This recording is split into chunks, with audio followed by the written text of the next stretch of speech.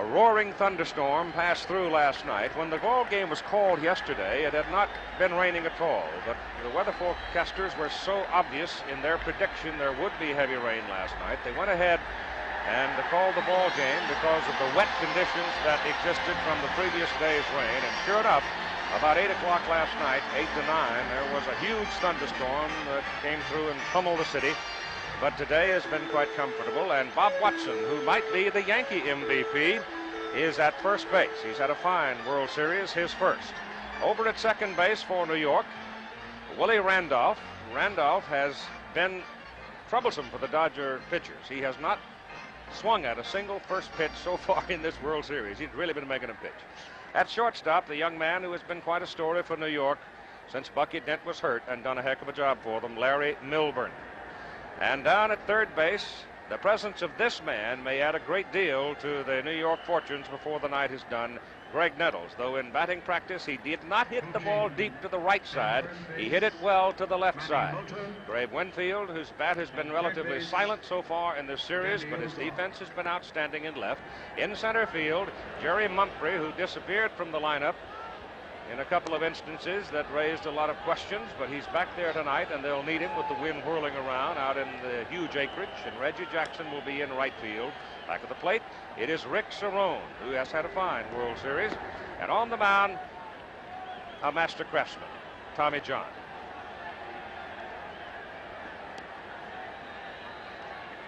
The reflection on Tommy on the season and in the ball game in which he opposed Bert Hooton. He left the ball game with a 1-0 lead. Sinker ball pitcher, and Davy Lopes will lead it off for Los Angeles. Jim Palmer said it a while ago. The Dodgers have to be patient. They have to be willing to take the ball to the right side of this ballpark. It is just simply too big down the left side. Bill Russell to the on-deck circle, and we're about ready to go with game number 6. The dimensions, 312 down the left field line, but then it falls away very sharply to 387, and then 430, and then 417. Then you get back into right center. It gets shorter and shorter until you reach the corner.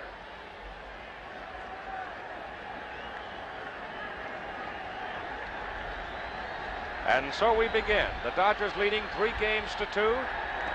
And the first pitch breaks off inside for ball 1 to Davy Lopes. Manny Mota coaching at first. Danny Ozark at third for Los Angeles. Sharp shot. Nettles at third. 1 out.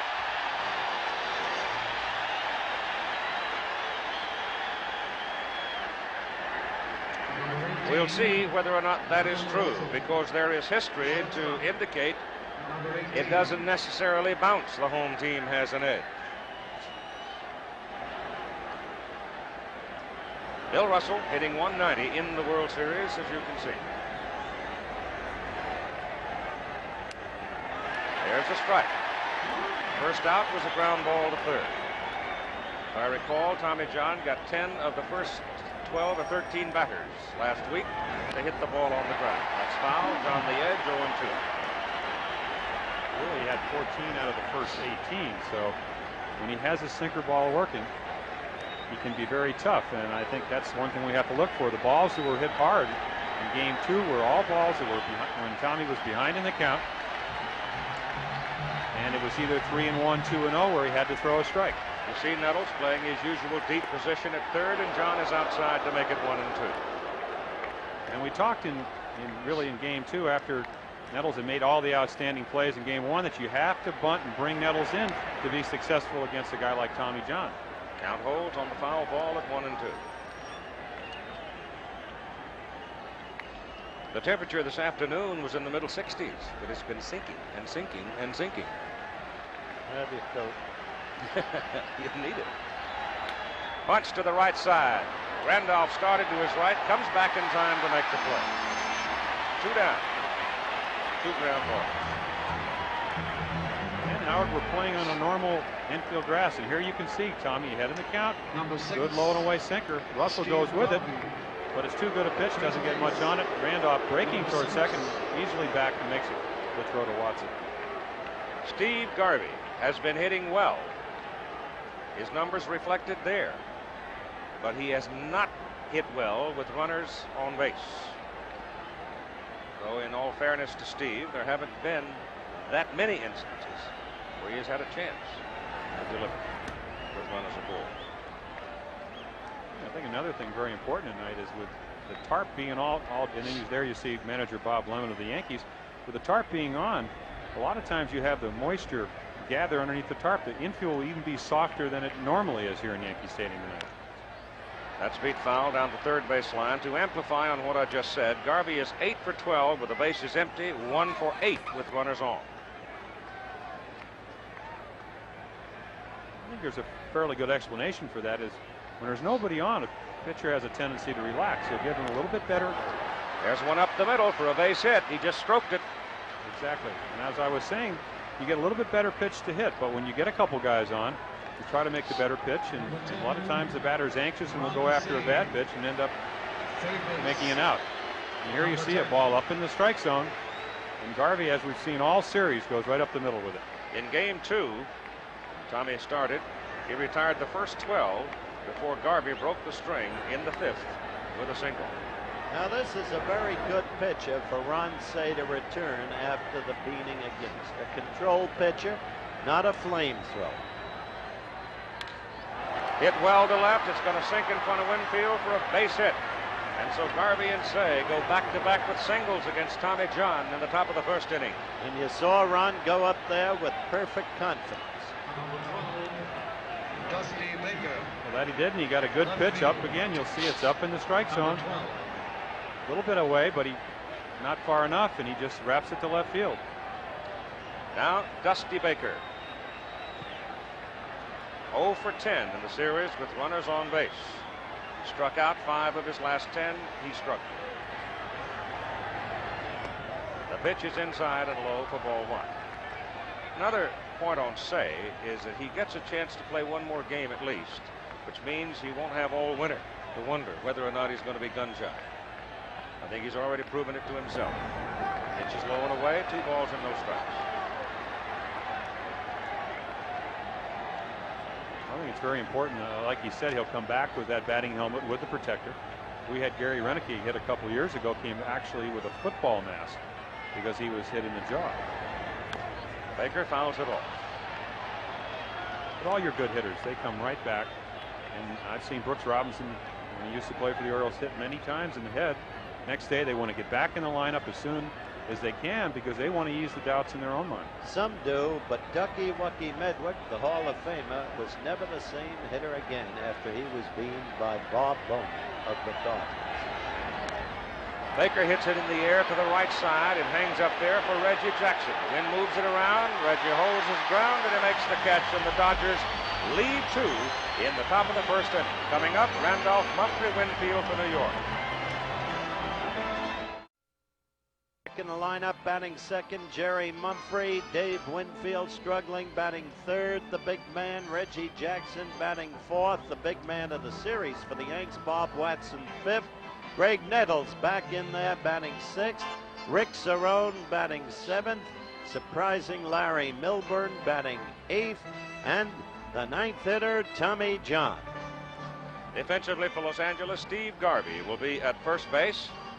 Same infield you've seen all along with Davey Lopes up at second base. Jay Johnstone gave him some pine tar for his glove after his 3 errors. Bill Russell is at shortstop. And the miracle of the day, Ron Cey is at third. Had to wait until literally game time before we knew for sure he'd be there, but he's there. Dusty Baker is out in left field, very steady and dependable. Pedro Guerrero is in center field. Not a whole lot of experience there, particularly in this park. And Rick Mundy, with left-handed power, is in right field. With Steve Yeager, as Howard indicated earlier, a chance to be the MVP after not playing very much. And on the mound, Bert Hooten. At third base, Joe Altobelli. Hooten was the bad luck loser in the second game. An unearned run scored. He left the game. It was 1-0 New York. Big question on Bert is whether or not the extra rest will have any particular impact. It might make him stronger and sharper, and on the other hand, it might not. We'll see. We'll know early, I think. As Willie Randolph comes to the plate, his only hits have been in Game 4, both to the opposite field. He's walked 7 times, and I said, in 23 appearances, he has not taken a swing at the first pitch. Well, that batting average is very misleading because with the 7 walks, and he's been on, I think, on a couple of errors, out of maybe 22 times, he's almost been on base half the time. And as we've said all along in this series, for the Yankees to really be offensively successful, it really helps when Willie can get on base. In the game that Hooton pitched here in New York, a gust of wind comes whipping in, and Bert breaks his delivery motion and scuffles around on the mound to get a little bit of footing. But in that game 2, in which Hooton pitched against New York, Randolph was in the number 8 position. Mumphrey was the leadoff man.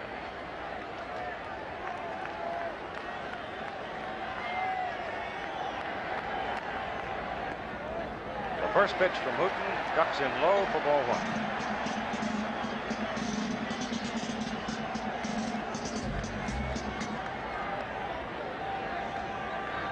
The flags are pretty much straight out and toward right and right center. The pitch is inside for ball 2. And Yeager goes out. See what the problem is. Bert does not appear comfortable. Well, Keith, when you first go out on the mound, right in front of the pitching rubber, normally you have to kick out in front of it. And I've always felt that the first batter of the game can sometimes be the most important because you don't have any idea of how you're going to feel. And obviously, if you can get him out and be able to throw strikes, it's very important.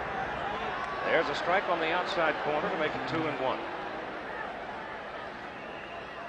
He has now moved a little bit on the pitching rubber too, Jim. He's moved to the extreme right-hand corner as we look from home plate, or left as you look in there. Well, if you take a pitcher, I know personally there are some mounds, this one here in Yankee Stadium, that I like very much, and there are also other mounds, say in Detroit and other towns, that you do have difficulty throwing. And Bert's right over the top. This should be a pretty good mound for him. Count is full now, 3-2. 3-2.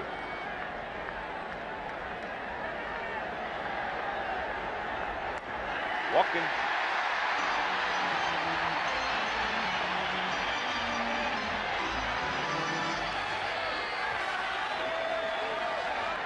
That is the 8th time that Willie has had a free pass to first base, and now Jerry Mumphrey, the center fielder, number 2 hitter, with Winfield to the on-deck circle.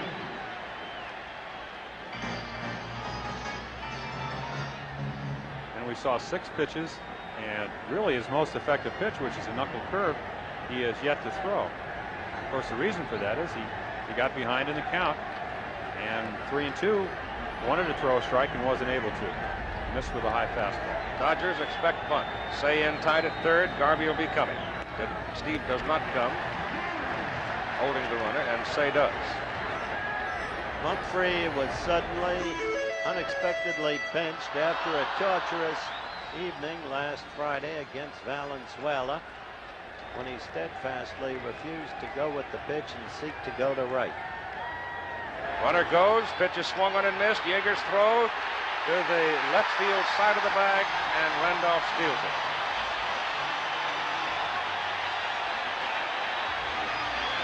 Now, Jim, the Yankees, with their backs to the wall, have determined to try to make things happen. So they had Randolph running. Well, that's right, Howard, and of course Hooton has helped him out by walking Randolph and then getting behind Mumphrey. 1-0 count's a pretty good count to run on. You know that Hooton, a veteran, is going to try to throw a strike, which he did. Mumphrey protected Randolph very well, and Willie with a good slide. Yeager made a fairly good throw. It's just a little bit to the left, and Randolph is the best base runner. And the man at the plate right now is their second best base runner. Randolph on the corner now, and a 1-1 count to Mumphrey. Fouls it away into the Dodger dugout, and they'd still like to get him as far as third, where Winfield could deliver him with a ball to the outfield. There's Big David. Beleaguered, not only because of his failure to hit in the series as well as he did in the regular season, but for other reasons as well. 1-2. Big lead by Randolph at second. And the pitch is foul back. And we still have not seen the knuckle curveball, and I would assume the reason for it here is that Hooten would like to get Mumphrey to hit the ball to the left side so the runner will not advance. And if you throw a curveball to a left-handed hitter and he pulls the ball to first or second, you'll have the situation you talked about, Winfield up with a man on third. And in the first inning, they're usually going to play back and give you the run. Taps it foul. And there you saw the first knuckle curveball of the evening. When he is right, he has the ability to make that curveball. Normally, when you throw a right-handed curveball to a left-hander, it comes in towards him. But Hooten can make the ball either come in or go away. And that's one of the reasons he's been so successful over his career. He has a pitch that not too many pitchers throw. Comes back with a fastball inside to make it 2 balls and 2 strikes. Burt's fastball coming in on the Jugs gun at 88. And that's about his range. Well, that's what he was throwing last Wednesday here. So it doesn't seem to have the extra rest to make him any stronger. It seems to have affected his control so far. The pitch is low to make it a full count, 3-2. So Burt's throwing a lot of pitches for the first 2 batters. The Dodgers had Garvey and Say with successive singles. And 2 out. They stranded him. Ball is looped into short center field. Guerrero coming hard. Good speed, and Pedro makes the catch. And you've got 1 out, and Randolph has to stay at second base.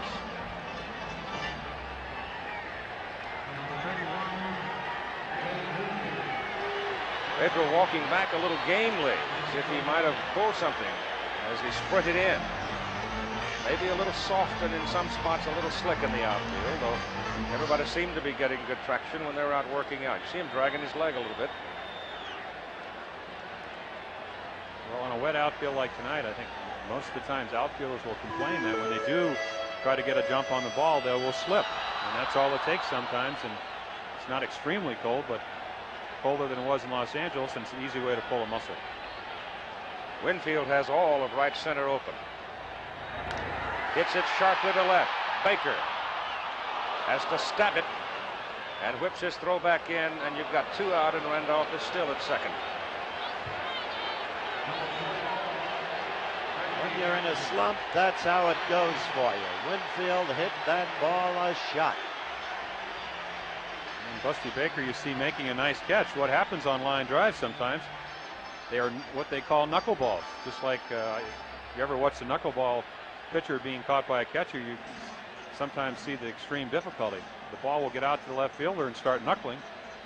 And Baker made a nice catch. It didn't seem to be that tough a play, but as it turned out, tough ball to handle. Reggie Jackson is at the plate now. Randolph at second and 2 out. Except for the home run off Steve Howe. Everything Reggie has hit pretty much has been up the middle or the left center. And Hooten is high and tight and Dexy.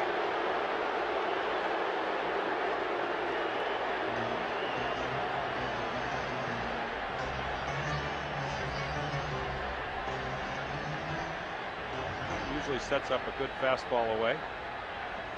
But Reggie usually responds to hitting the dirt with a hit. Well, that he does. That ball was not as close as it may seem. Reggie, of course, is kind of diving towards the plate. Wants to be able to reach the pitch on the outside corner. Got it outside. Reggie swinging and missing for 1-1. I think the reason that you mentioned that Reggie's hit the ball left field is that the Dodgers, since 1977 and 1978, they've changed their book of how they want to pitch to Reggie. They pitched him inside both years, and I think he hit 4 or 5 home runs. So they've tried to stay away from him. They'll give him the double or the single to left, but not the home run. Bird is outside, 2-1.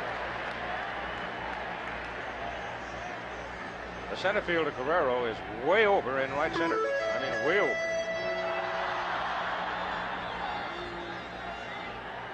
They're actually playing Reggie like they would play a healthy Greg Nettles. Yep. Way around in right center to pull the ball, even though he's hit every ball to left, which is kind of hard to understand. Pitch is outside again. 3 balls and 1 strike.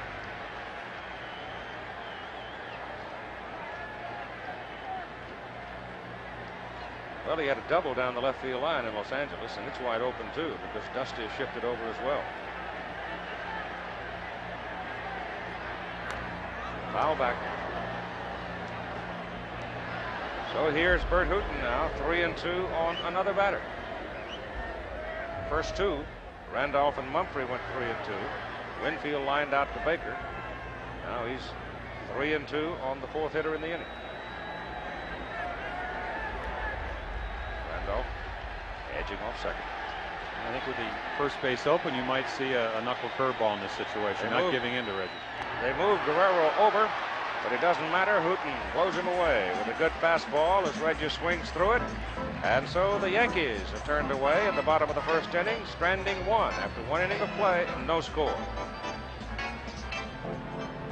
No score as we go to the top of the second inning for Pedro Guerrero, Rick Mundy, and Steve Yeager. Tommy John pitching for New York. And he gave up successive singles with two out to Garvey and Say at the top of the first inning. Then Baker lofted a fly ball to right field and Reggie Jackson.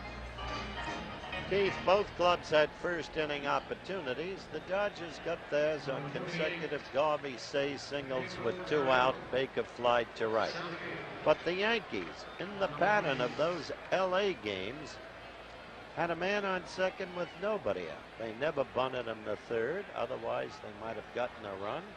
And once again, they blew a wide open opportunity. That's been their history in this series. There's Bert Hooton.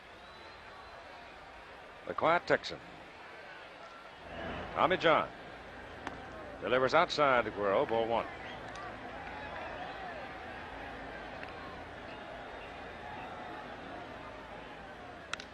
Ball is hit to right. Jackson goes back. Got room. One out. Wind's going that way. So the ball hit to the right side is going to get some help tonight. Number 16. There you see Reggie making a simple catch. He looked at it second time around to make sure that he had it. Might have had a little trouble. I've always felt with Reggie wearing glasses, sometimes the glare of the lights bothers him. Well, here's Rick Mundy, who's 2 for 10 in the series. But he does have power. Hits that off the end of the bat, cues it to Milburn. And 2 down.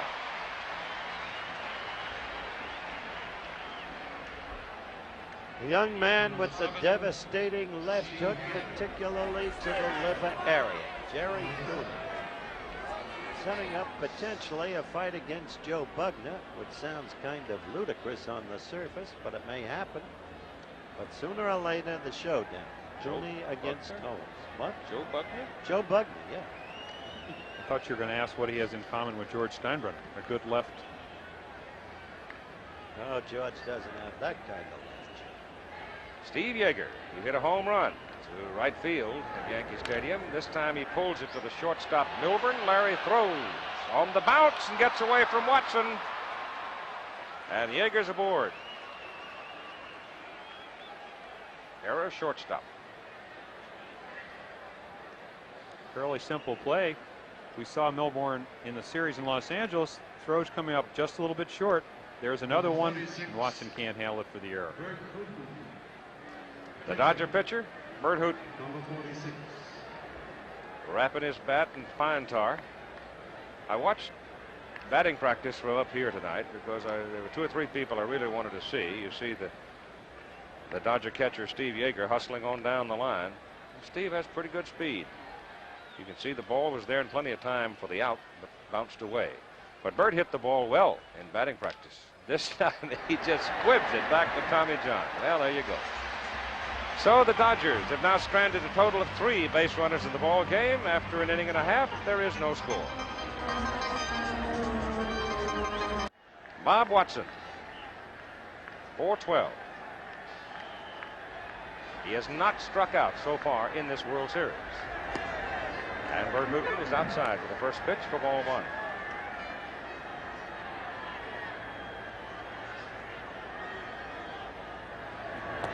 Ball 2.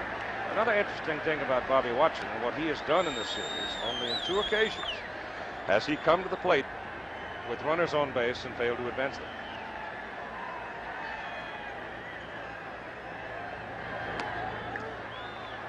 Bit the outside. 2-1. Watson thinks the ball was outside. What they've done with Bob the last couple games is they've gotten ahead and then they've gotten him out inside. Really, into the first 3 games. Fouled We away. saw a breaking ball, and he hurt them with balls out over the plate when they got behind in the count. He was 2 for 4 in the game 2. 1 single off Hooten. The count is now 2-2.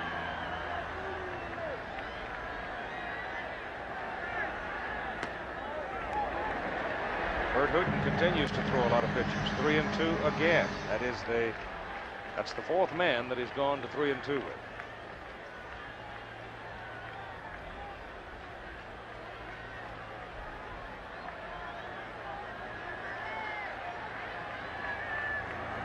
Foul back.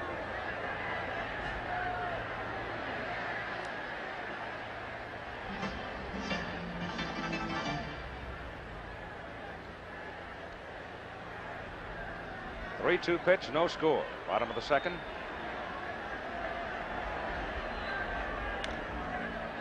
Say it third. Want to bounce it. Got him. Garvey took it in the stomach and held on. Goodness knows how many errors Steve Garvey saves at first base during the course of the season. Tough play for Ronnie. A long throw. Look where he is, all the way back behind the coaching box practically. First base umpire Larry Barnett waited a while before he made the call to make sure that Garvey had it. Here's Greg Nettles. Can't measure the importance of this man to the Yankees. When he got hepatitis last year, the Yanks weren't the same team. They haven't won a World Series game since he was out. First pitch. Hits it sharply to Davy Lopes. And so Davy survives the test in the early going. He handles the first ground ball rather cleanly. You notice that Greg did not hit to the right side in batting practice, Jim, which can only mean he's favoring his thumb, and he didn't get around good on that one. Well, it was a breaking ball, and you could see after he hit the ball that his hand was almost off the bat. This is something he has said that Charlie Lau, the batting instructor, is trying to get him to do, but that's not his normal batting swing. Rick Cerrone is in there. And Rick had stepped away, and I thought time was called, but I guess not. Ball 1.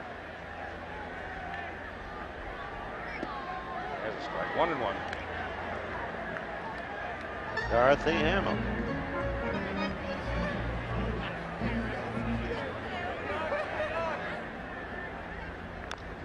It's foul. You still seeing Dorothy? No.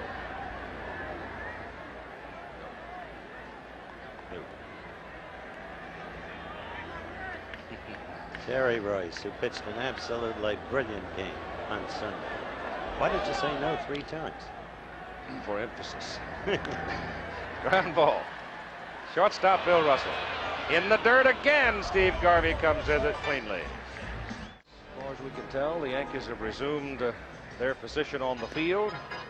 Loosening up. The wind continues to swirl, and you're getting some paper, bits and pieces of debris blowing around. This is the coolest night that we have had, and it's also the least settled as far as the weather conditions are concerned.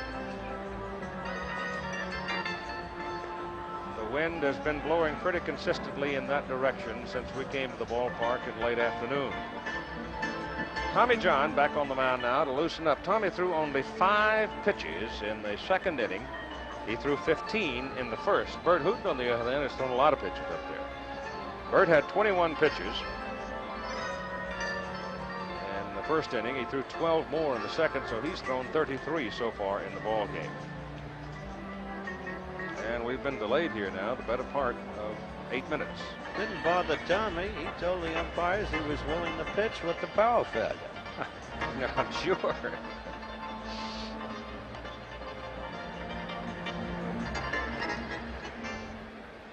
He is indeed a craftsman at his trade, isn't he? That he is. I still don't think he's in as good a groove as he can be in, while it seemed that Hooten in the last inning came along and threw his knuckle curveball when he was behind in the count. made some good pitches, seems to be settling down. Second time around for the Dodgers now. Top of the order, Davey Lopes, Bill Russell, and Steve Garvey. And we thank you. Steve Yeager, with whom we spoke in the pregame show, terribly interesting fellow, wearing a beard, as you can see. He did not shave when the series started, and therefore, with the Dodgers now ahead 3-2, he steadfastly refuses to remove the beard until and unless the Dodgers lose, which he hopes will be never. That will be one of the great sports stories of this year. In fact, Yeager should wind up the MVP in this World Series. My goodness. Well, he attributes his success. He's played more in the last week as far as being a regular player than he did all year, and he feels that has a lot of reason for him being so successful. Lopes lays it down as foul. He didn't get it down the left side, where Nettles had shortened up a little on him, took it down the right side, and he just dribbled to foul. Davey had in game 3 leadoff double, which ignited that 3-run outburst for them. But he is not a patient kind of a leadoff man at all. We've discussed that, Keith. You'll remember, evidenced by the lack of many walks, in contrast with Randolph. But what Davey can do when he gets on, he's 9 for 9 in stolen bases, or 8 for 8 in postseason play, and he also stole 20 out of 22 during the season, so he can do some base running. Outside, 1-1 on Davey Lopes. Davey bounced to the shortstop his first time.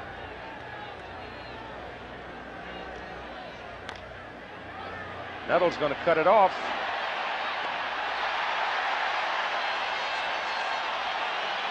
One out in the top of the third. With the clay around home plate at Dodger Stadium, Jim, that might have gone down the left field line. We saw Nettles come in, and again, a nice play. Very important, not only the first hitter of the inning, but also Tommy John's had trouble with Steve Garvey, and 2 for 3, and got a base hit already tonight. Russell goes to right, going to sink for a base hit. That's hit number 3 for the Dodgers.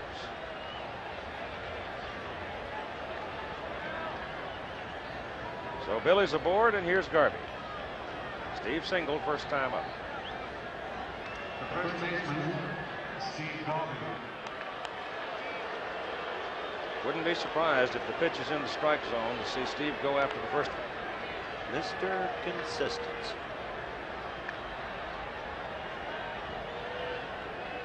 Tommy does like to get a strike on the first pitch. I think another thing we can look for, to go back to the Houston series where they were struggling in the 5th game, Tommy hit and run with Steve. Try to get something going off Nolan Ryan. He hit a single in the right field, first and third situation. Russell goes, ball bounces, he's out. Garvey swinging and missing. Well, that's your hit and run right there. Tommy made a good pitch with a breaking ball. Garvey couldn't lay the bat on it, and Russell, even though the throw bounces, is out easily at second. He was counting on Garvey being able to get some wood on the ball, and hopefully, with the infielders moving, get the ball into the outfield and create that first and third situation. I hope the fans noticed that Bill Russell did exactly what you suggested at the advent of the contest, Jim. Went to right. 1-1 to Garvey, with nobody aboard now, and 2 up. Now that makes it look like Steve can't hit, or it hasn't been hitting in the clutch, but that's really not representative. He's a hitter. Fouled at the plate, make it 1-2. Steve 3 out of 4 against Tommy John.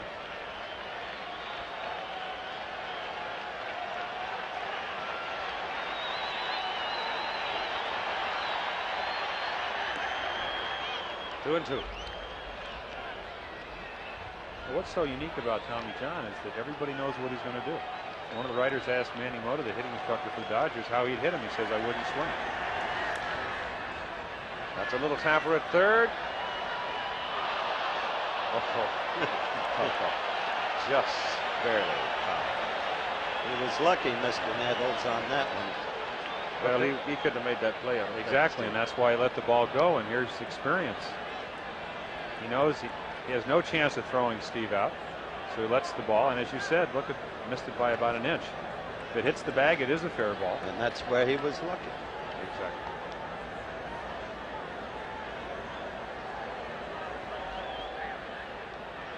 Ron Say in the on-deck circle for Los Angeles with 2 out, nobody on. Russell had singled and was thrown out. He talked to me at length today, Ron, over at the hotel where the Dodgers are staying, about how Goose Gossage came over to see him in the clubhouse after the game, and how Mrs. Gossage ran over to Mrs. Say immediately the accident happened. 2-2 pitch. Garvey hits it in the air to center field for Mumphrey. And there you have it. After 2.5 innings of play in Game 6 of the World Series, no score at Yankee Stadium.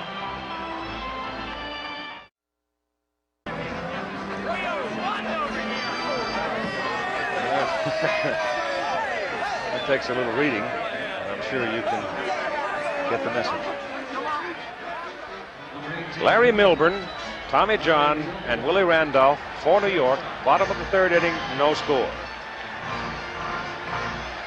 Bert Hooton has thrown 33 pitches so far in 2 innings.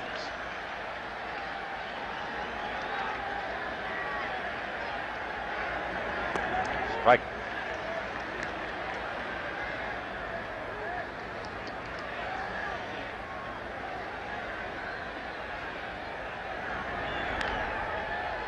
To Garvey. He'll do it himself. 1 out.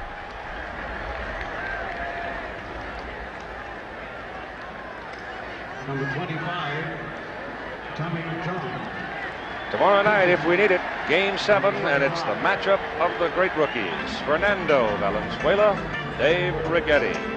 I thought last Friday night's baseball game was one of the guttiest performances I have ever seen by Valenzuela and by Tom LaFleur.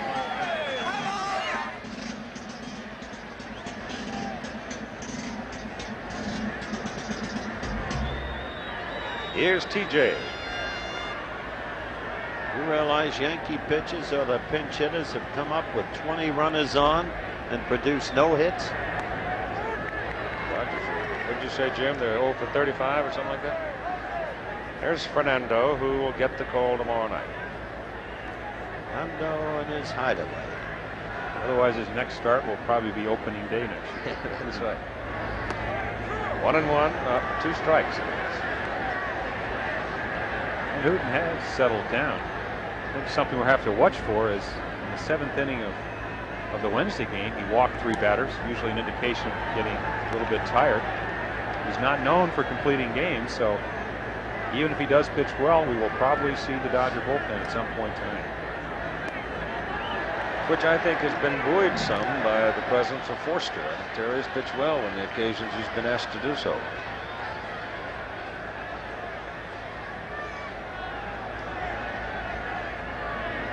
2-2 pitch. Just low.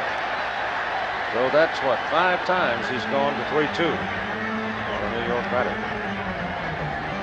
It's not something you want to do as a pitcher because you just have to move the ball in the middle of the plate a little bit more, and when you do that, you give up more hits. That's fouled away by Tommy.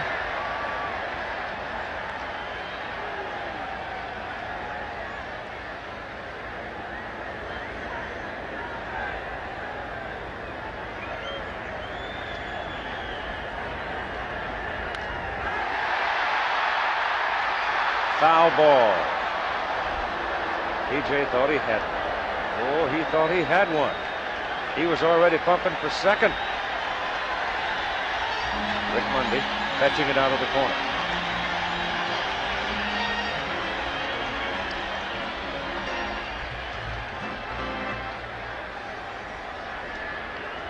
Well, it's been 3 years since he's had the opportunity to win his own game. I guess that was one of the big thrills of pitching. Well, he hit it pretty well to right center field, but Guerrero had him played perfectly. The wind carries it a little bit toward right. Pedro makes the catch. 2 down.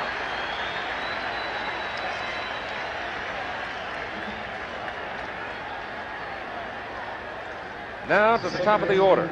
And the second time around for the Yankees, Willie Randolph. Walked his first time, stole second. Therein lies part of the tale of the game so far. Yankees didn't get him to third, where Winfield could have produced him. Pitch is high and away, ball one.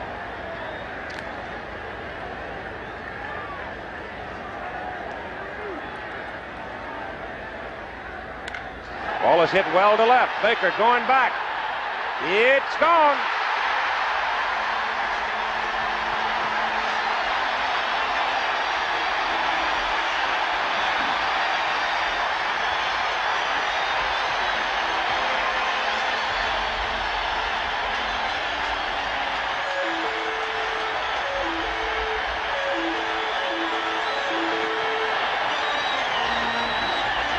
Here you see a low fastball behind in the count. Wanted to throw a strike. Willie, a good fastball hitter, jumps on it. Line drive into the left field seats. Out of here at about 375, his second home run in the World Series. One hit, one run.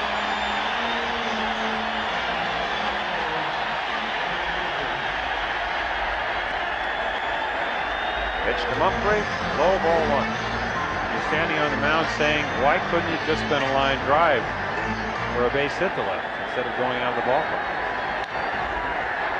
Fair ball on the chalk. Karam's off the wall. Mundy pursues it, and Mumphrey holds at first with a single. Took a perfect bounce and roll for Mundy.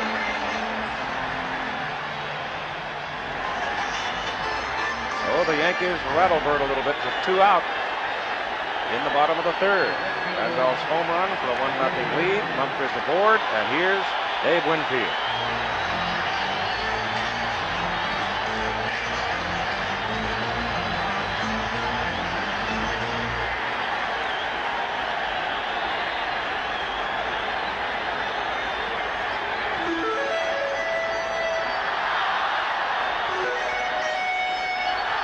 When this big guy comes to the plate, you've got to think sooner or later the law of averages, or whatever it is, sooner or later. Yeager bluffs the throw. Mumphrey back on his hands and knees at first base. Ball one. I'll be interested to see if they run Mumphrey. They ran Randolph in the first inning, indicating a change of strategy and aggressiveness they didn't have in Los Angeles. We may see it again here. Pitches inside. Mumphrey made no move. 2 balls and no strikes. Joe Altobelli comes out of the third base coaching box, comes up the line. Winfield turns and has a good look.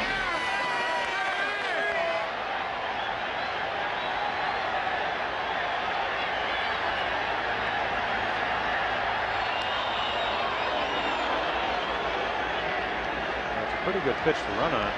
2-0. You know they're not going to pitch out, or you would think not. Also, Hooten's probably going to throw a strike here.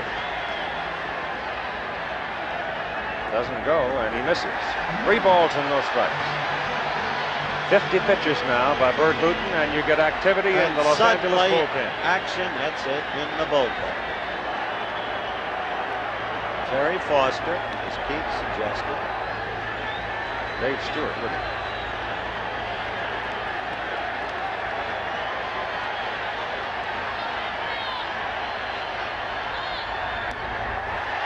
Ball 4.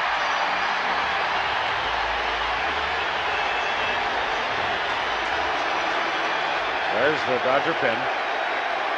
Lefty is Foster, the right-hander Stewart.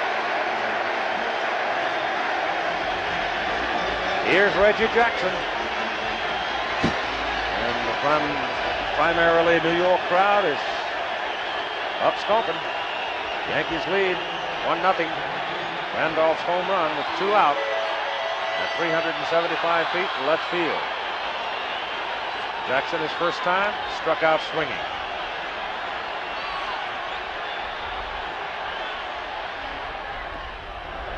Checks on it. Ball 1. And you can see Hooten wanting that pitch.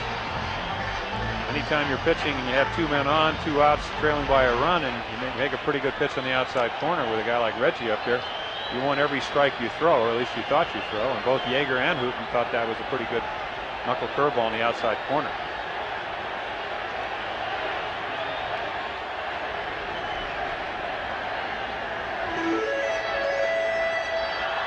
First time up, they struck out Reggie with a high fastball, but he may not chase that pitch behind in the count. Fouled off. Count is 1-1. Willie Randolph at second.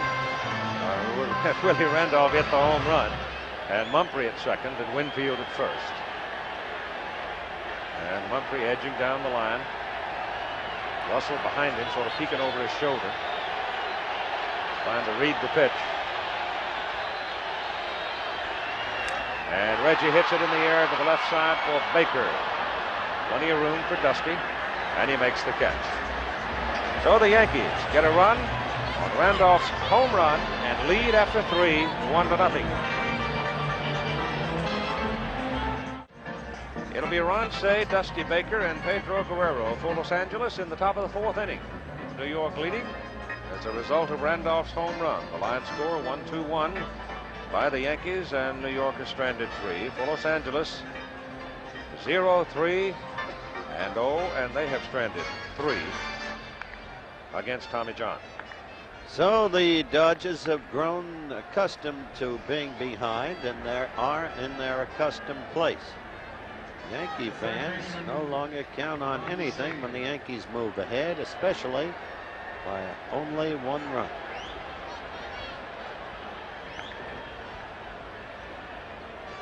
Ron Cey, who had a single his first time up tonight, thereby completing his miracle. A frisbee sailing onto the field, and they'll carry it off. It's always a relief when they only throw frisbees. Yes, sir. Indeed. Worth noting, I think, that Ron Cey is wearing a cap with a flap. The other day, when he was struck by the Gossage pitch, he did not have a flap, but for a fraction of an inch. Tommy John ready, and the pitch is on the outside corner for strike. Cey can reach in left here with his power, but he takes a dandy curveball for strike 2.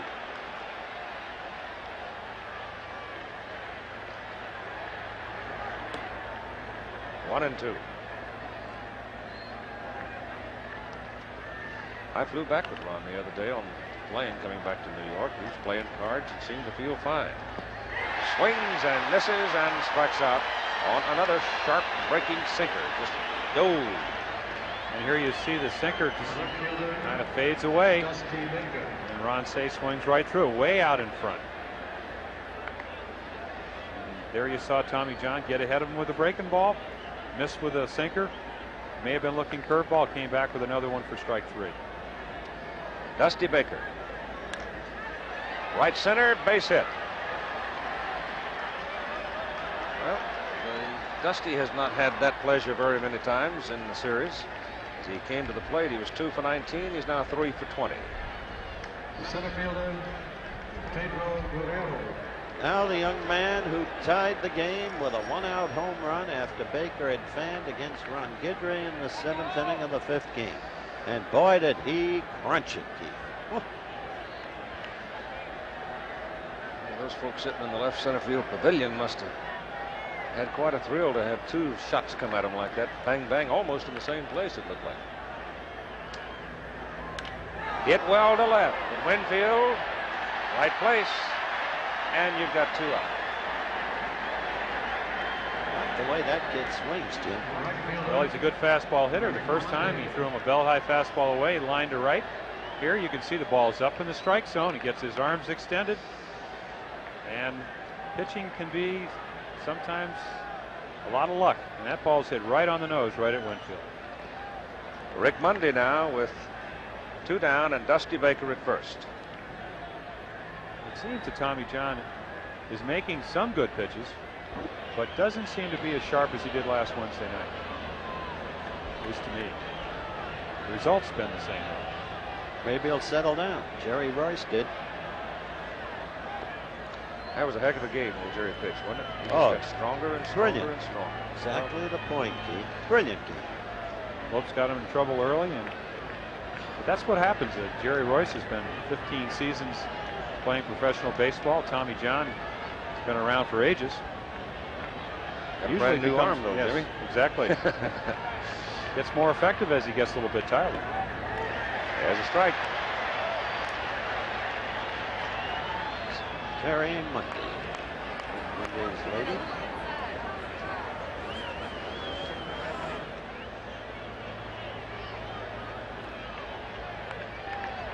Rick didn't play last Wednesday. They played Kenny Landreau. Tommy got him for a big strikeout. So you see Tommy Lasorda going with a more veteran player. Rick hangs in there well against left-handers. You just have to make good pitches to get him out. What he's done now is work Tommy into a 2-ball, 1-strike count where might get a pretty good pitch to hit.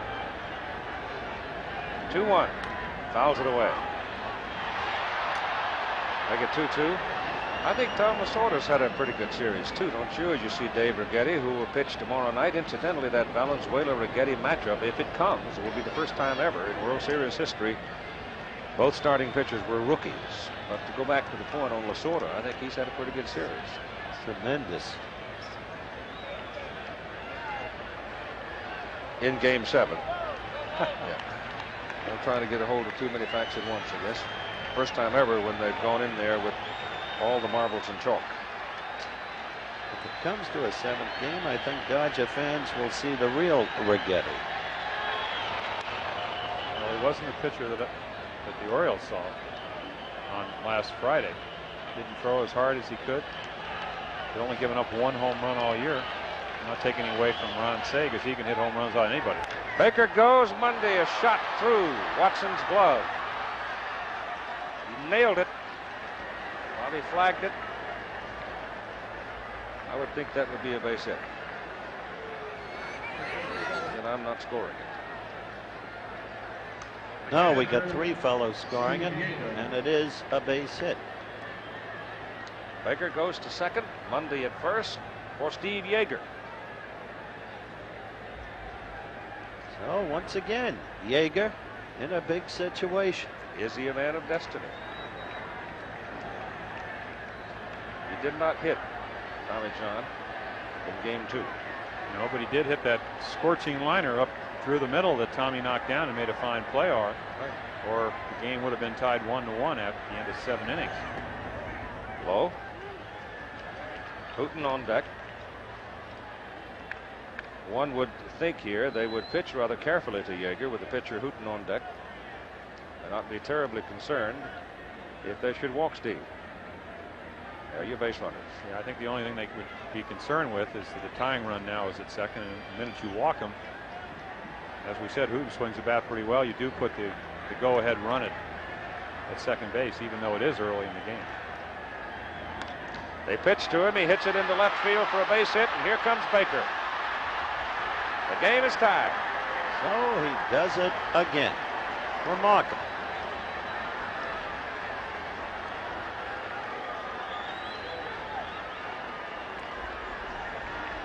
Here you see the ball up in the strike zone. Hit right between Milbourne and Nettles. You see Milbourne making a nice effort. Baker running on the plate scores easily. They do strike back, don't they? They're pecking away, too. They've got 6 base hits, as you see, here in the top of the 4th inning. We're all even at 1. And here's Bert Hooten.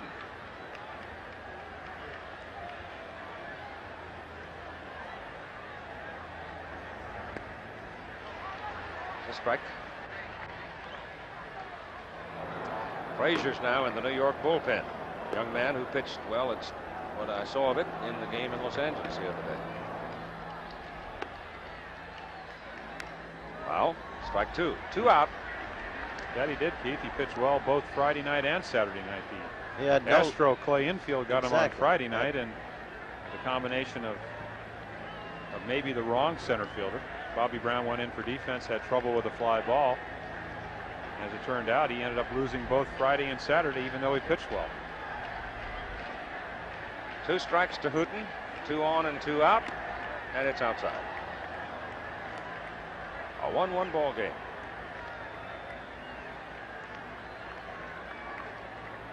Dodgers win, it's over. Yankees must win to force game 7. Just misses. And there you see again, Tommy John is not being able to get the ball down in the strike zone. In this inning, the ball that Monday hit, even though it might have been played by a better fielder than Bob Watson, was on the inside part of the plate where he normally doesn't throw it. The ball to Yeager for the single to left was up in the strike zone. And there is a good sinker for strike 3. So he strikes out Bert Hooten. The Dodgers strand 2 more, but they get a run on Yeager's single, and the game is even at 1-1. Bottom of the 4th inning we go now. For New York's Bob Watson, Greg Nettles, and Rick Cerrone as the Dodgers get a run to tie in the top of this inning. And Bert Hooten, he had 2 men, Dave Stewart and Terry Forster, throwing back of him in the top. Actually, the bottom of the 3rd and a portion of the top of the 4th, but they have both now sit down and put on their jackets in the bullpen. Frazier is back sitting down in the Yankee bullpen. Bert got Bob Watson to bounce the 3rd baseman Say his first time.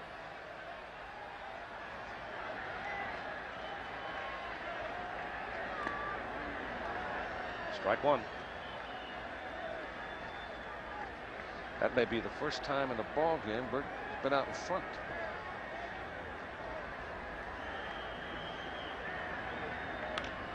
To the shortstop Russell.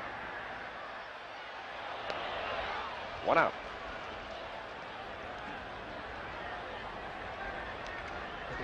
Well, it's another one of those games that's just beginning to simmer and simmer and bubble and bubble. So much at stake. Greg Nettles at the plate. Thing to watch here is whether or not he can keep his top hand on the bat. The sore hand. The left one. Foul back. And there you saw Hooten go right in on his fist. In last Wednesday's game, he moved the ball around, and this is when, of course, Greg's hand was healthy, ended up striking him out inside. I thought you could see that Nettles winced. Foul back out of play. Again, there you saw him take his hand off the bat. Face showed a little pain on the earliest swing. Well, I was told that his hand is broken. He has a hairline fracture on the inside of his thumb, and you can see there the hand not on the bat. And it doesn't seem to me that Nettles is going to be the home run threat that he normally is. Just cannot. To hit home runs, you have to have that top hand. That's hit down the line in right field to the corner. Nettles will take a turn. Monday with the ball. Nettles going for 2. He'll stand. He doesn't choose to stand. He goes in on his thumb. He had plenty of time. What did you say, Jim? I said he's only going to hit doubles tonight, Howard. Well, what do I know? He hit 9 home runs off him in his lifetime. I ought to be an expert on it.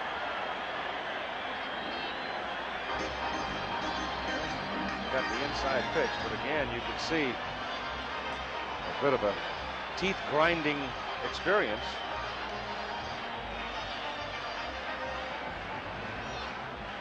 Ball did not carry him well off the wall for Monday, and though Greg chose to go in sliding, not knowing exactly where the ball was, he was in easily.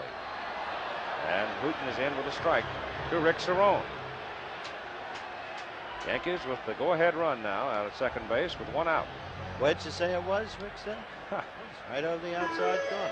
That's the way you saw it, Rick said? That's the way it was. Well, they got him out with knuckle curveballs the first time, and that's probably the best pitch to Cerrone. And there you saw another one, kind of up in the strike zone. Excellent fastball hitter. Of course, everybody is second-guessing him, because on Sunday, with a couple of opportunities to get the Yankees way out in front. First ball pitch hitting. Yes, and not being very selective. the book on him is the fact is he is a first ball hitter, but he usually gets a pretty good pitch to hit, and that's part of being patient at the plate. Ended pitch, wicked pitch, strikes him out. 2 down. And here you see the knuckle curveball. You'll see the ball drop. Shortstop. Goes down and in. Cerrone swings right through it. Excellent pitch. Larry Milburn. The phrase of second guessing. I mean, if it were not for what we have come to call second guessing, sports wouldn't be any fun. Wouldn't be anything to talk about. Well, here you see they're going to intentionally walk Milburn. Of course, Milburn drove in the winning run last Wednesday night on a knuckleball out over the plate, knuckle curveball up, and hit it, poked it down left field line for eventually what turned out to be the winning run. John is scheduled. Frazier's throwing in the bullpen.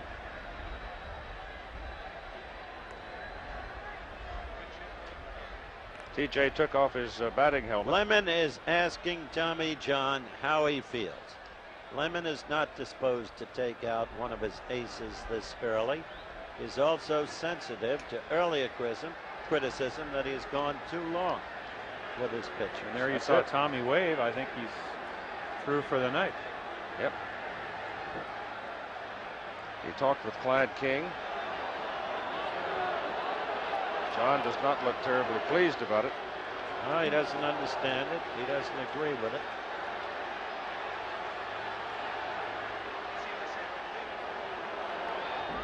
But you see the manager's reaction to that which has transpired in the past.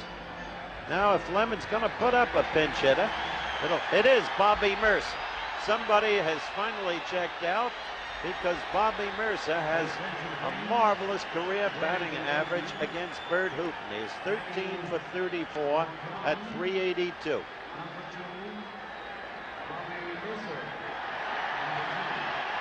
Things get a little sticky when you've got an ornery owner, and you've been criticized in the 3 prior games.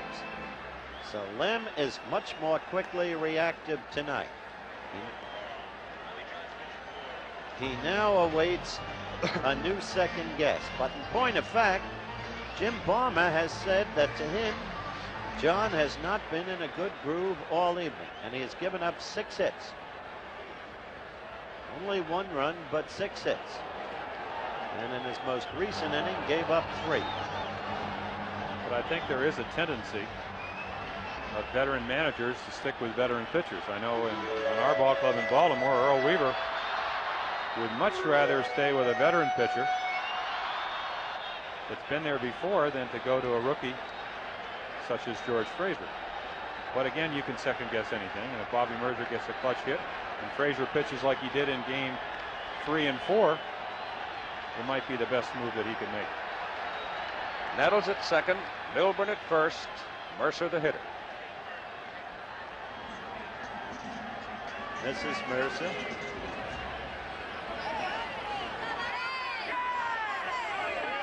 Oklahoma Bobby is up there.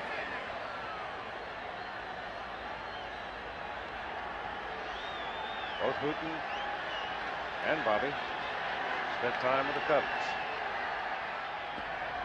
Pitch, strike. Now Mercer is, to use Jim's word of a few moments ago, a selective hitter, a patient hitter. He waits for his pitch on average. Dodgers shade him well to the right in the outer defense. And the pitch is outside 1-1. Well, I think that's a sign of somebody that's going to be successful as a pinch hitter. On our ball club, Terry Crowley, Jose Morales. Terry has like 90 lifetime pinch hits. Jose, I think, 100. They go up there and look for a pitch that they think that they can hit. It's what you call self-confidence. Ball is hit well to right. Mundy has room. Makes the catch. So Bobby Mercer hits a fly ball to right field with 2 out to end the inning. Yankees strand 2 more. That's a total of 5. And you'll get a new pitcher for New York, George Frazier, coming on in relief of Tommy John. Lopes, Russell, and Garvey will face him. George Frazier coming in, making his 3rd appearance in the World Series. And we've already told you that he performed well in the 2 games out in Los Angeles. Tommy John, having pitched to the Dodgers through 4 innings of play, not particularly happy to be pulled for the pinch hitter, but it's done. In the meantime, as we wait for Frazier to warm up and the game to resume, let's go back to a conversation Howard had with Steve Yeager, who begins more and more to become a prominent personality in this World Series. Here's Howard and Steve. Finally, Steve, what is there in your makeup that enables you to respond to postseason play? All the crises. Well, maybe it's trying to fulfill a childhood dream where everybody wants to get in the World Series and win the World Series, become world champions in the game of baseball. Maybe it's that, Howard. I can't explain it, why I do so well. It's just that I try hard, and I try to be successful, and I want to win. And that's the most important thing to me, is to walk around with a World Series ring on my finger, and walk around with the things 20 or 30 years from now and say that 1981 we were the world champs.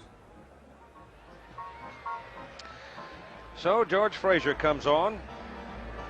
Pretty good sized fella at 6'5", 205, but he has had quite a year for himself. He was acquired of the St. Louis Cardinal chain in '81.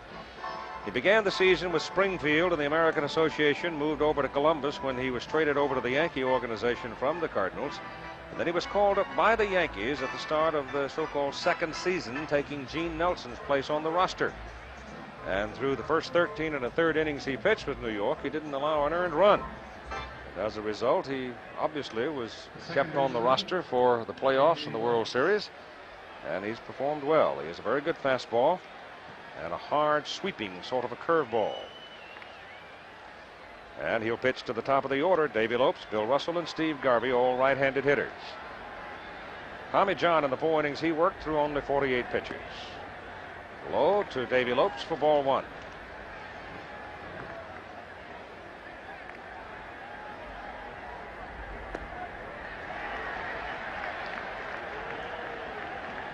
He comes out of the bullpen throwing at better than 90 miles an hour. There's a strike. 1-2.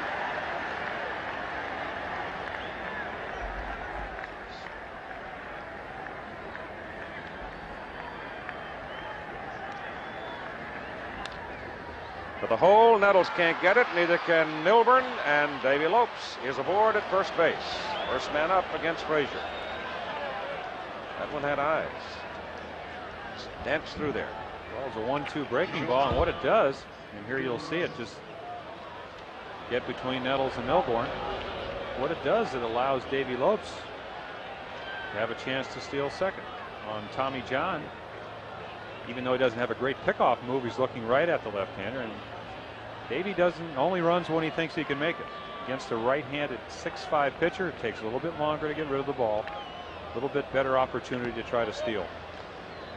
Nettles shortens up at third, comes to the edge of the grass. See whether or not Russell chooses to bunt him over. He's directed to do so by Tom Lasorda. Lasorda, well aware that Frazier is not only a right-hander but also a young pitcher. Russell pulls it away and takes a strike.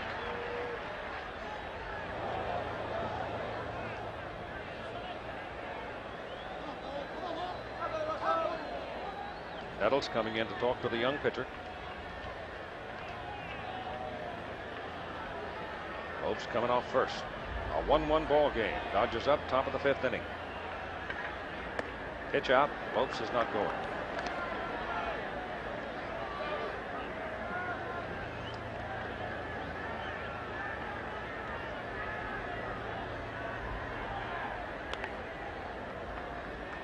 Against Gossage, the count was 0-2. Davy got a stolen base. Against Russell, he went on 0-1. Against Davis, he went on at 0-1.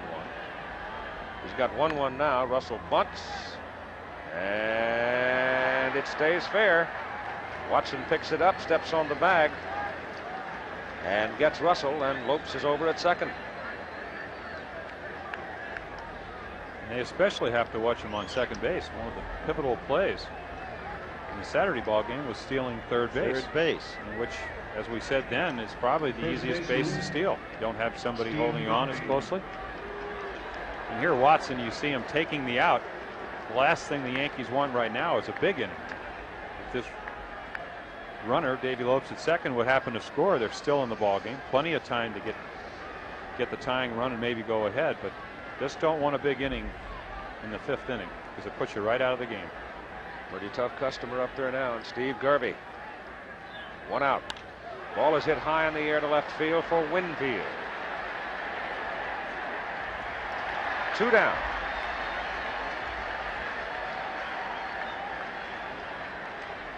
The third baseman. So Steve jumps on the first pitch. Bob Lemon.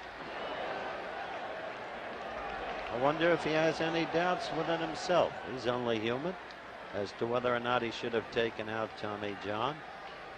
But when you're second guessed from here to heaven and back, you begin to feel, I guess, deep within you, you've got to do something. Maybe even against your own impulse. But I think any manager watching Tommy John struggle through the first 4 innings, I mean, he made the right move. He sent up a guy, like you said, Mercer, who has good track record against Hooten. It didn't turn out well, but I think it was well conceived. Over the mound. Bad bounce. Can't handle it. Lopes coming. 2-1 Dodgers.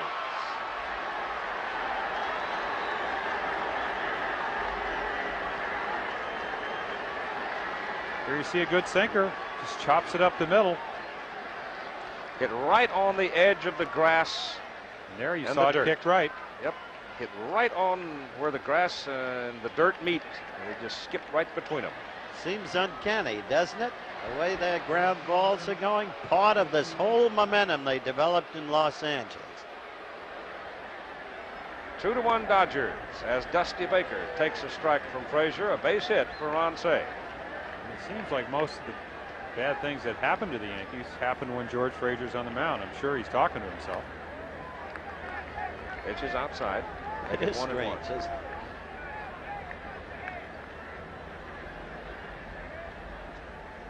But he knows what his job is, and that is to keep them from scoring any other runs. That's a little looper. Randolph going hard. Can't get it. Drops for a base hit. Cey turns and goes to third.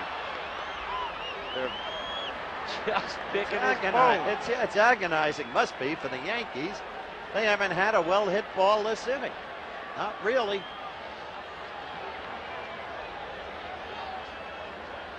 It's no man's land back at second base. Mumphrey had no chance to get it. Randolph was the only hope, and it's just beyond his reach. So now with 2 out, you have Ron Cey over at third. You have Baker at first, and Guerrero, your hitter.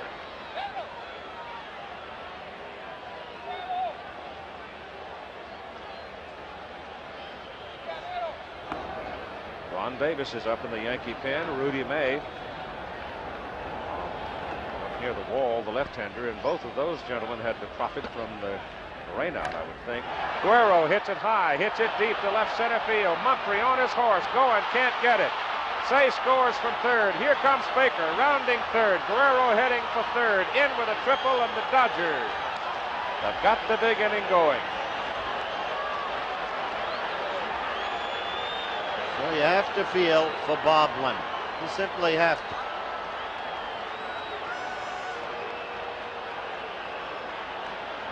He hit that ball to the fence at 430 feet. And the Dodgers lead 4-1. And I wonder what Tommy John is thinking. Here, after a series of good pitches, throws that ball right down the middle. Guerrero, as we said, an excellent fastball hitter.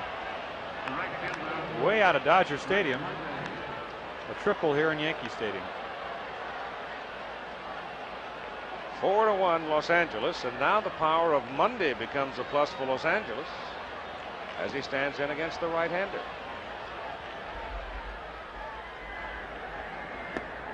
Low for ball 1.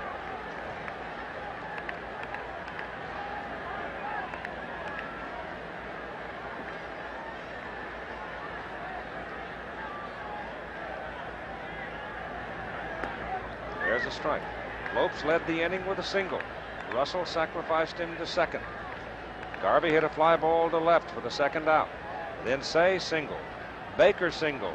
Guerrero tripled. 3 runs are in.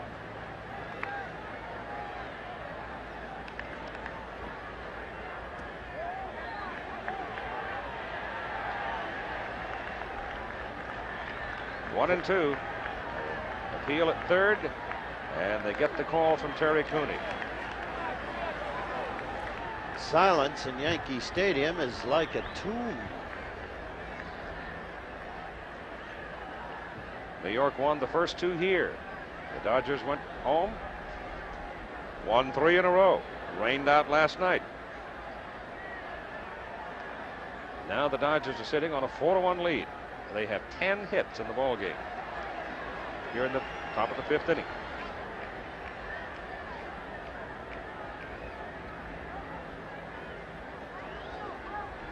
Davis and May continue to throw in the New York bullpen.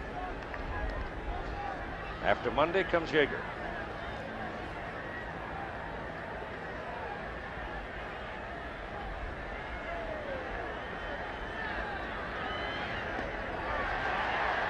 Good sharp breaking curveball snapping off inside. Monday strikes out. The inning is over, but it's a big one for Los Angeles.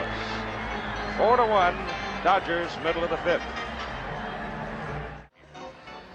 All right, Bert Hooton now with a 3-run cushion as he pitches to New York in the bottom of the 5th inning, and he'll be pitching to the top of the order. Los Angeles has not won a world championship since 1965. Yankees turned them away twice since that time. This is the 11th time these two teams have met, New York having won 8 of the previous 10. Randolph had a home run in the 3rd for the first run of the ball game, so he's walked and homered, and has yet in this series to swing at the first pitch. He's walked 8 times.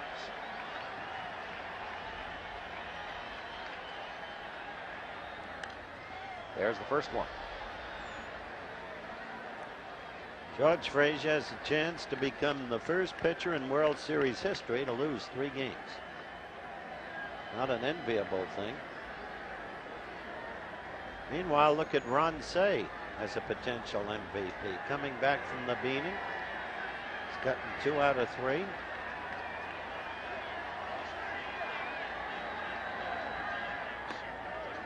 One and one. By the way, in 1919, when they played a 9-game series, Jim, a pitcher did lose 3. It's harder in a 7-game series, obviously. Fouled away by Randolph. Make it 1-2.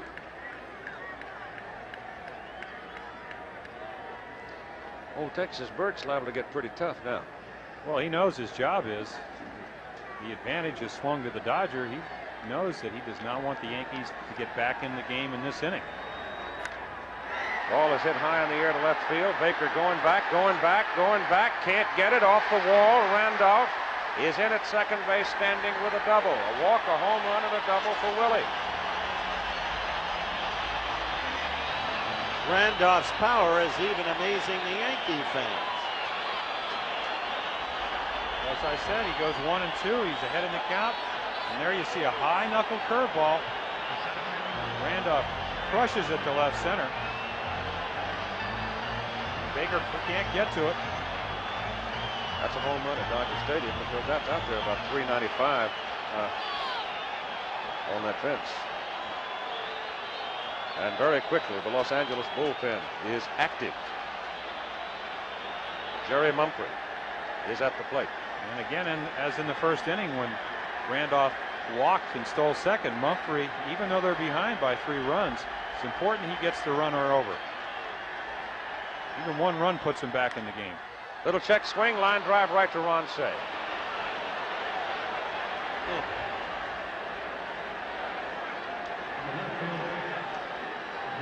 Welch and Howe.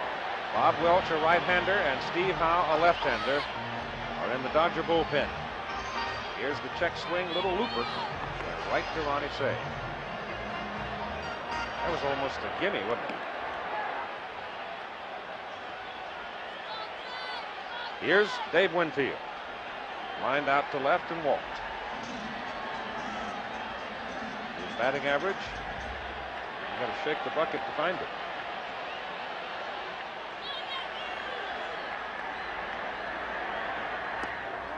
Low and away for ball one. Randolph double to lead the inning. Bob Lemon got a field snake bit. Subject to the second guess now. Removing John and second guess on using Frazier. Davis is continuing to throw in the New York pen. Well, that was his choice, Keith. Ron Davis. How could he risk Davis, who had had a very bad World Series? As we said earlier in the series, I think that's been the key. Davis's fate. Exactly. They used him twice, and he was ineffective both times. Failed twice to hold leads. And it changes your outlook on your bullpen. You can't go to him as early or in a crucial situation because you're not sure he can do the job. That's something they did not have to contend with during the regular season or in the mini playoffs or the regular playoffs. Davis was outstanding.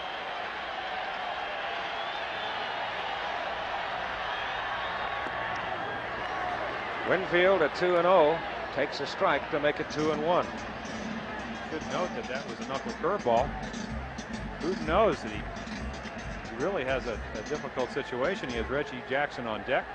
He gets behind Winfield, doesn't want to give him a great pitch to hit because it can mean an instant run with Randolph on second, but you don't want to walk him, and he made a clutch pitch. Came back with a knuckle curveball, 2-0 count, and threw it for a strike.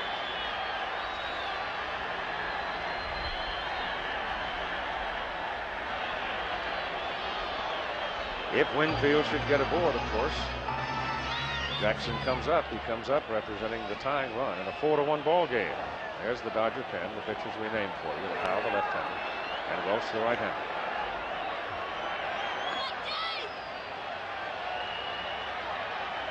Two-1 to Winfield. Foul. 2-2.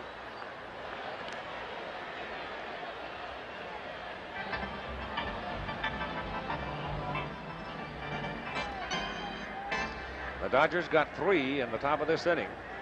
Bert Hooton gives up a double to Randolph to lead the inning. Mumphrey a check swing pop out to the third baseman. Hooton trying to keep the Yankees at bay. If he can get out of this inning, it becomes a big inning for him because he has stopped them in the bottom half of the inning in which his team scored 3.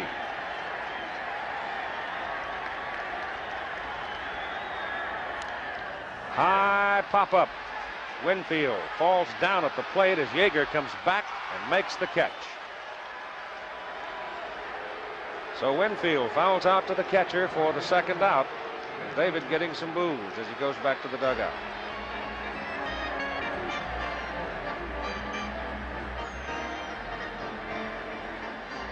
Now Reggie with 2 out.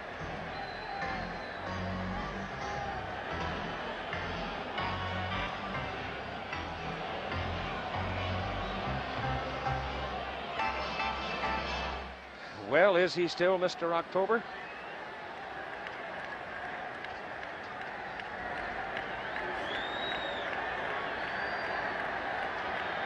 One thing you know, he is still dangerous.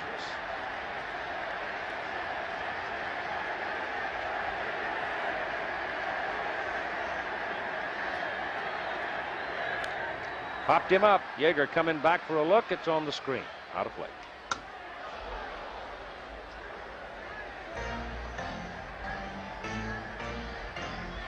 Up and into it.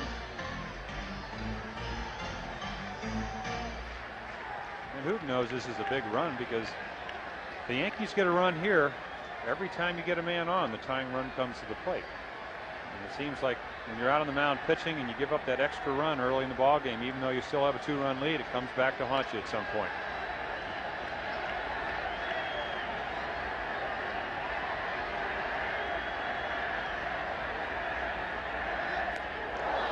Pitch is inside.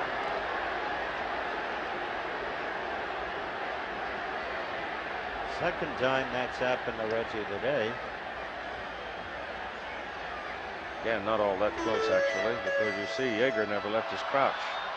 reach up and take it. But as Jim pointed out earlier, Reggie is stepping into it. That's inside.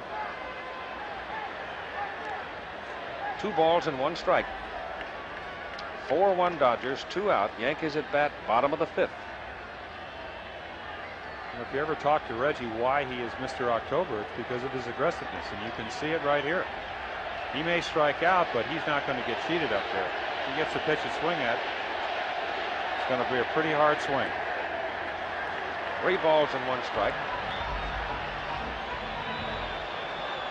He hit a fly ball to left field back in the 3rd with 2 on. Bobby Watson, the batter, on deck.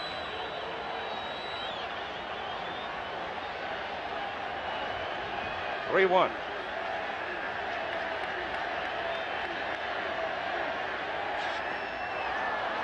Three-2.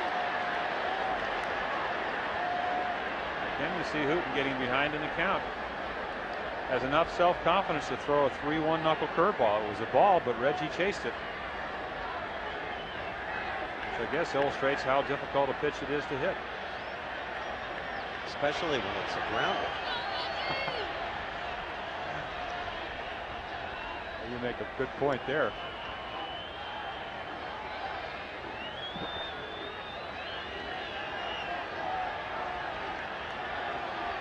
Randolph led the inning. He's still at second. Led with a double.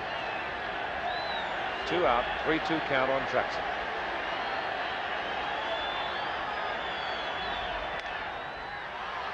Lopes throws him out.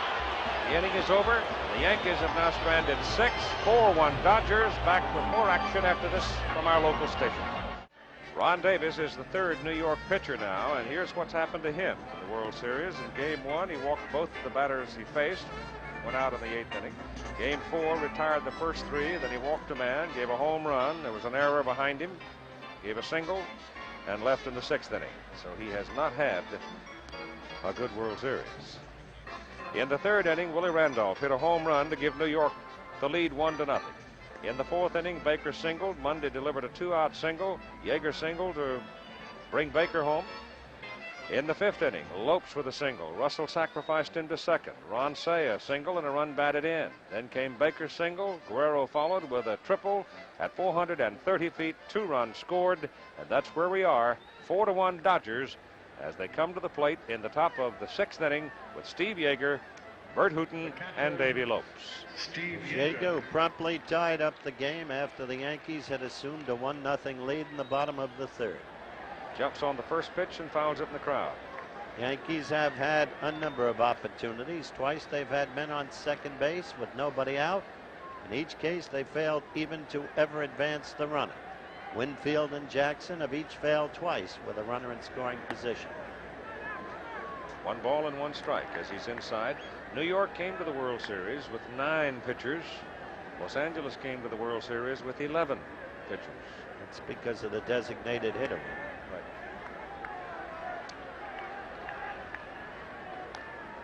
This game is of a pattern with the 3 prior Dodger victories. Once falling behind, they quickly recapture, go ahead, and their pitching is held up. Foul ball.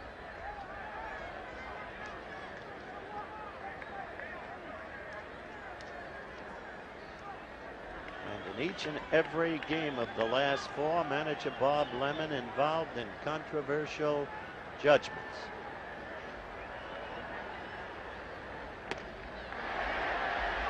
Davis gets Yeager of a 90-mile-an-hour fastball.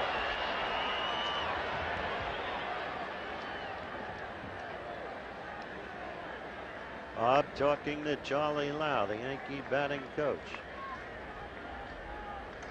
Pitcher, Bert Hooten. All right, here's Bert.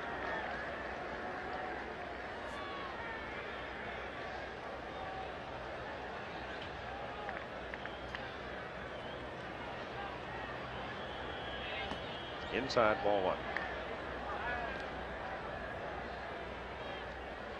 Lopes to the on-deck circle for Los Angeles. Ball 2.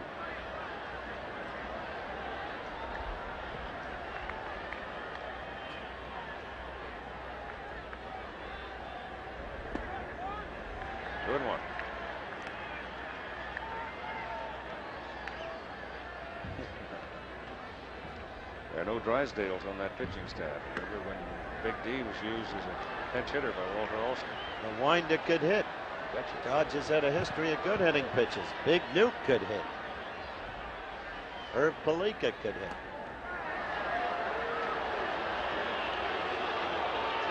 Jacket will come out for Bert Hooton as he goes to first base on the walk. This is exactly what it has exactly been Ron Davis's pattern. Struck out Yeager apparently with ease. Then walks the opposition pitcher. Well, that's what happened on the Saturday ball game. 6-3 lead. Helped the Dodgers get back into the game with a 1-out walk, then threw the home run to Johnstone. Got in trouble the same way in the Milwaukee series. Which is why Lemon went to Frazier. He no longer trusted Davis.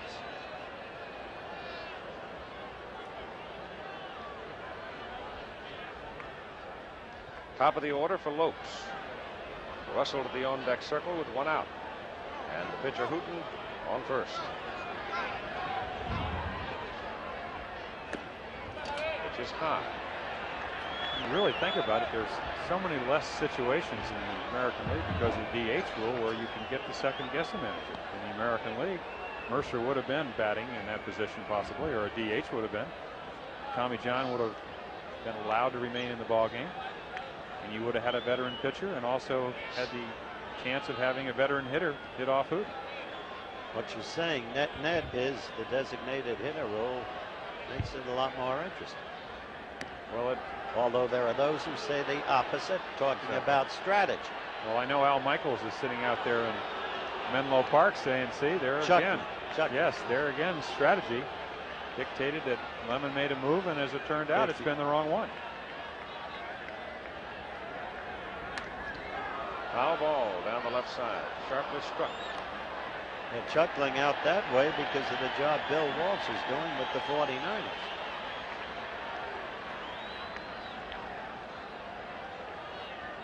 Rams and Chargers. Another reason that Ron Davis is struggling, we've seen him be really wild, but also he, as we said, he throws hardly any breaking balls at all, and the Dodgers are known to be fastball hitters. And when you get behind them 2-0 and throw a fastball in the middle of the plate, they're going to have good swings. And when this happens, it just enhances the chances of them getting base hits. And there you saw Davey Lopes 2-0, fastball in the middle plate. He was even out in front of it, but hit it right on the nose, but just a little bit foul. And now interrupted Davis's rhythm. Backing out for a moment, backing. He checked on it. 3 balls and 1 strike. Rudy May, the left-hander, and Rick Russell, the right-hander, in the New York bullpen. May is the second time up for Rudy.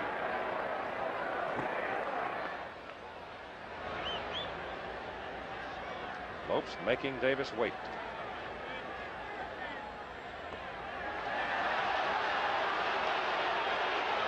Really building a grave. Digging a grave, I guess I should have said. Hooton to second, Lopes to first.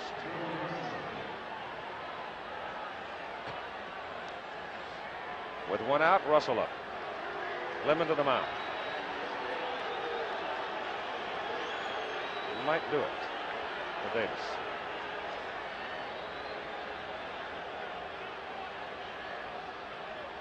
Well, he did have Rick Russell available for the entire ball game. It's been really, this would be his 4th day since he pitched on Saturday. And what did he pitch? Pardon me? What did he? How many innings did he pitch? Pitched 3, didn't he? Yes, I mean this would be a regular term on a four-day rotation. And again, he went with a rookie. Of course, he didn't pitch again in his 3rd consecutive game. Frazier didn't pitch as badly as the hits and runs indicated. All right, Davis stays. And the pitch to Russell is in there for a strike.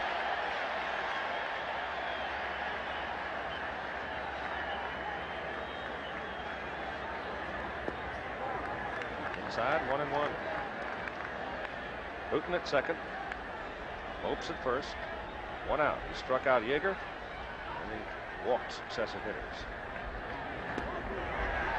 1-2 to Russell.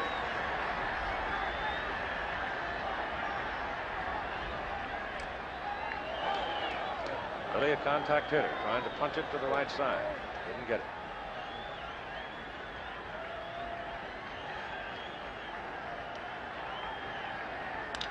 Holds it. In the hole. Base hit left field. Hooten's coming. Winfield up the throw. Won't get there. 5-1 Dodgers.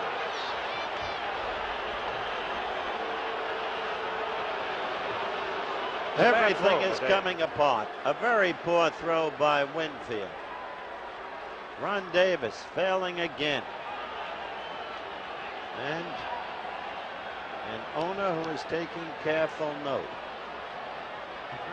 Notes for next year. Watch the throw, though. Now, he just must have bounced 6 times. Watch how low it is. See? It actually hit the dirt right about the inside of the shortstop position. Back to the mound goes Bob Lemon. That'll do it for Ron Davis. We've got a timeout. The Dodgers scoring another run, leading in the top of the 6th by a score of 5-1. "32-year-old Rick Russell, who came over to the Yankees in the trade from Chicago Cubs for Doug Bird, and Mike Griffin eventually went over to the Cubs. And he was traded to New York just on the eve of the strike. You saw his numbers a moment ago. He is the 4th New York pitcher. John started. When he was lifted, the score was 1-1. Frazier relieved. He gave up 3 runs. Davis now is charged with 1. And Davy Lopes out at second base and Bill Russell at first base are also the property of Ron Davis. Thomas has now come out to the on-deck circle and apparently is going to hit for Ron Cey as Steve Garvey comes to the plate for the Dodgers. You have 1 out. Yeager struck out to lead the inning. Then Davis walked Hooten. He walked Lopes, and Russell singled. And there's Darrell Thomas, and it's a very wise move on Lasorda's part to take Ron out of the game. It was amazing that he started the game. That involved both courage and great physical resiliency, and Cey came through with a pair of hits. Pitch is low and away to Garvey for ball 1. Steve had a pair of singles and 2 at-bats against Russell. George is right. And that sign symbolizes exactly what the situation is in this stadium in the owner's box right now. Runners go. Pitch swung on. No throw. Double steal. Another double steal. This Yankee performance tonight has become an embarrassment to the owner, who wants everything for the fans of the Yankees. Well, you can't just deliver everything, and it may be that this World Series is proving just that. One has to feel sympathy for Bob Lemon, who's a beautiful man, who's weathered the vicissitudes of life and great personal tragedy very well. But Steinbrenner has to think about this whole team as the intentional walk is now effectuated.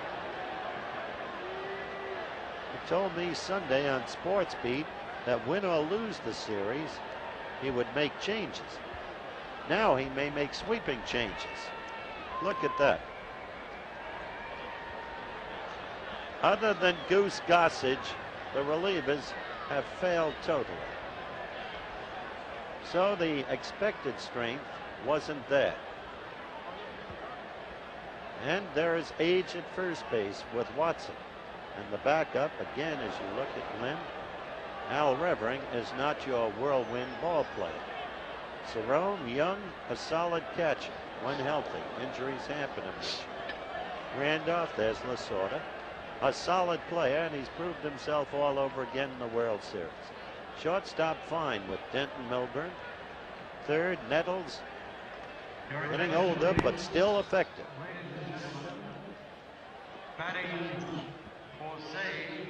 At the same time, when you consider the Dodgers, time is beginning to whittle away at some Exactly of their so. key people.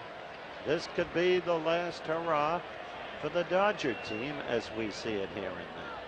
As for Winfield, he's had a simply terrible series, but he's a great athlete, and that's a bad series, and that's it. Mumphrey is a solid and young player. Reggie's future, candidly uncertain. So there's a lot that's going to happen with this Yankee team. The bases are loaded behind Russell now, with only one out, and Darrell Thomas steps in from the left side and bunts it foul. They had a little safety squeeze going. Hopes was about 4 strides off the bag at third. For Lasorda, one must say he has managed a superb series. Always on top of things, always forcing things, as the most recent double steal evidence. Well, exactly, and the Dodgers have done that, but I think right now, if I'm managing, I bring in Rudy May mainly because I can't afford to give up another run. Thomas is very difficult to double up from the left side. If he bats right-handed and Rudy makes a good pitch, you set up the double play. We saw that with Larry Milbourne. From the right side, he's a double play man. From the left side, he beats the double play by a step. I think a prophetic thing that was said in the interview with Reggie Jackson today. When you get down 3-2 in a series, sometimes a bad hop can turn the game completely around, and we've seen that tonight. The ball that Say hit up the middle. Yep. Hit the edge of the grass and right through two. And that makes a difference.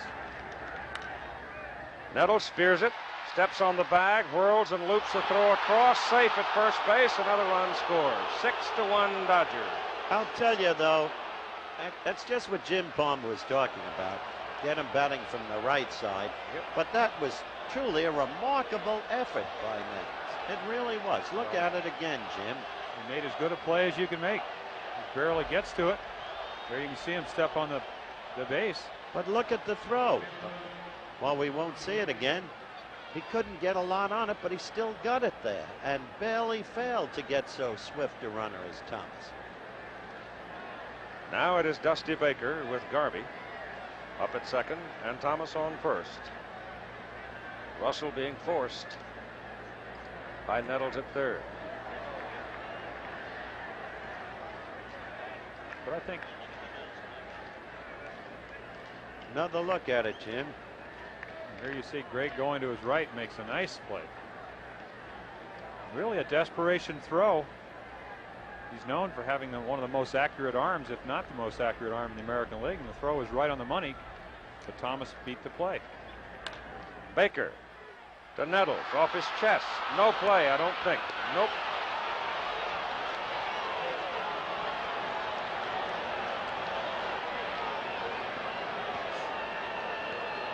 The bases are loaded again with 2 out for Los Angeles. 6-1 Dodgers lead. They scored 1 in the 4th, 3 in the 5th, 2 here in the 6th. Another look at it at third. The ball comes skittering up, hits him right in the chest. And it's an error on Nettles. In the last analysis too, Keith, analyzing it out, Dodger pitching has proved to be stronger than Yankee pitching. That's a foul ball. Wouldn't you agree? Yes, sir. I would indeed. Mr. Pitcher, wouldn't you? Most definitely. Saw Royce come along and struggle early. Pitched a masterful game. As Garvey at third. Thomas at second. Baker at first. 2 runs are in. 2 out. Guerrero, who had the 2-run triple in the 5th inning, is at the plate.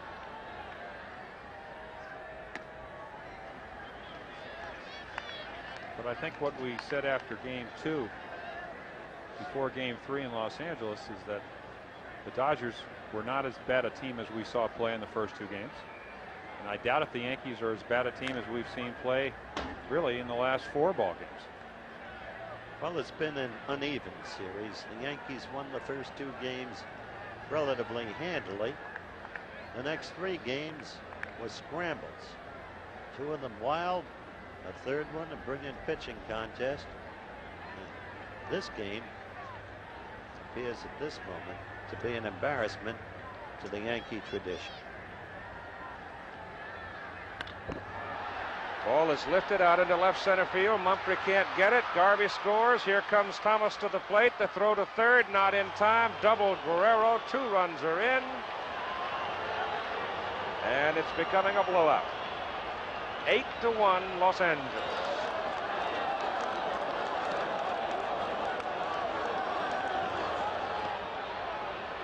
And here you see the pitch up in the strike zone. Guerrero doesn't hit it that well. Mumphrey a little bit hesitant. Plays it on 1 hop.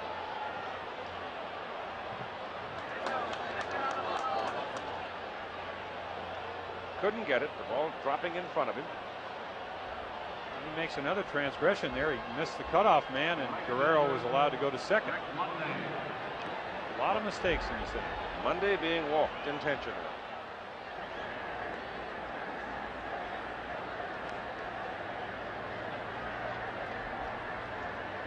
Baker at third, Guerrero at second.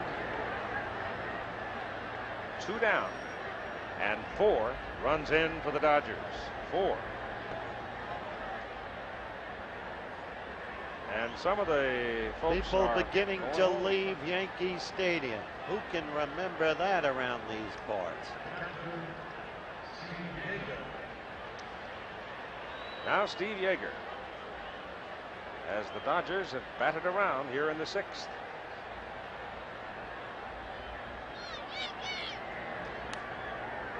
Steve fouls it away. He struck out against Davis to lead this inning.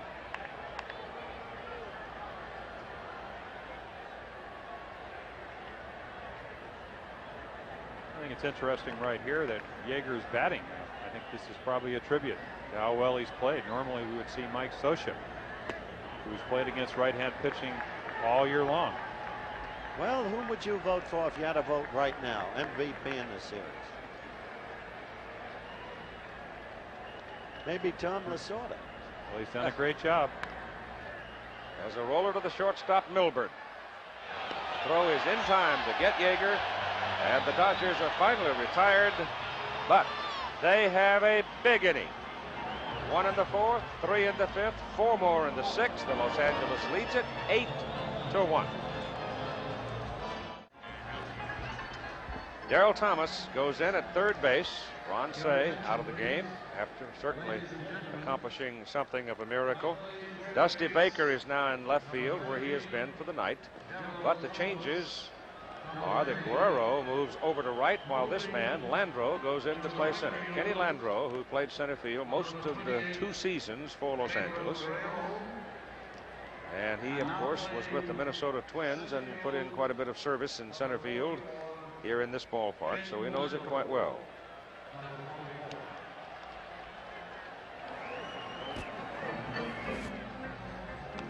Well, there will be a lot of punching and jabbing unless there's a terribly dramatic turnaround in this ball game. Coming up on Saturday, college football, we have regionals for you at the top of the day. Starting at 12 Eastern time, Ohio State, Purdue, big win in the Big Ten. North Carolina State, South Carolina, Gamecocks resurgent. Houston had a victory over Arkansas last week. Dartmouth and Yale, a big one in the Ivy. Drake is undefeated against Tulsa. And then the big one, Penn State, ranked number 1 at Miami. Bob Watson, Greg Nettles, and Rick Cerrone for New York. The Dodgers have given Bert Hooton an 8-1 lead. Yankees up in the bottom of the 6th inning. He goes to 1-1 on Bobby. The Dodgers trying to win their first World Championship since 1965. And they're third against the Yankees. 1-2.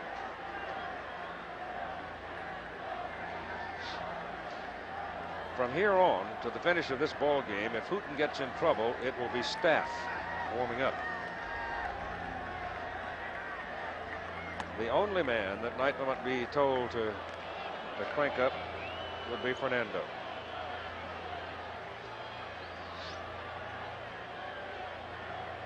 The count 2-2 to Watson.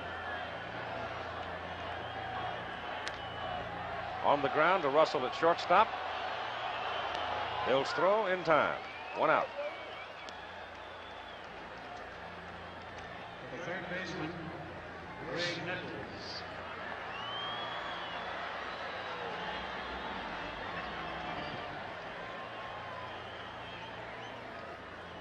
Nettles pulled his double into the right field corner.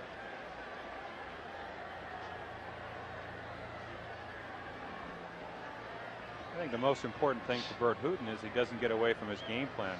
Just because the score is 8-1 doesn't mean you're just going to throw fastballs and not go with what is your best pitch. And on Watson, he got ahead in the count, ended up getting him to hit a knuckle curveball to shortstop. So a lot of times you have a tendency to challenge the hitters more than you should. And He pops Nettles up on the left side. Looks like it'll drift out of play. Does. The aisles are filled as people leave.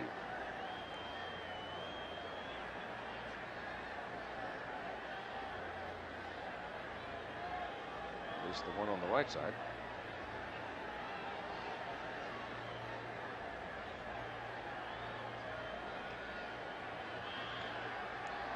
One to Nettles. To right center, base hit. Greg has 2 hits, sore hand and all. Yankee dugout looks like it's shocked, doesn't it? Stunned. The proud men wearing a proud uniform with a proud tradition. And all that pride has been knocked out tonight.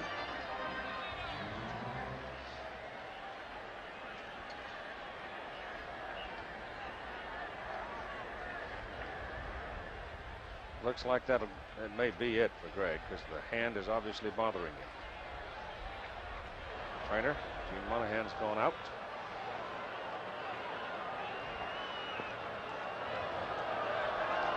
He'll leave the game. Well, if indeed he has a hairline fracture, Jim, it was remarkable that he got the 2 hits he did. well, you're not as great a player as Greg Nettles is without having a lot of guts, and he certainly showed it tonight. And you could see him in batting practice before the game, as you said. Had tremendous trouble hitting any ball on the inside part of the plate. But he knew that the Yankees had to win tonight, and certainly did his best. It's defined as a small, incomplete fracture of the right thumb. Rodriguez goes in to run for him and will play third base.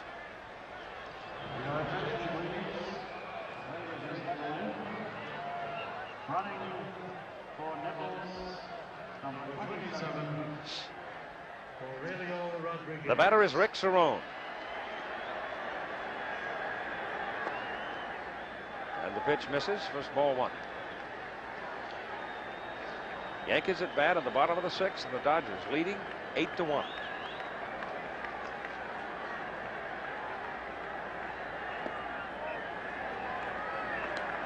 Bert has a long look at Dick Stello on that call, but it's ball 2. The Yankees won the first 2 here. The Dodgers won 3 in a row in Los Angeles, and they're trying to slam the door on the Yankees here tonight. 2-1.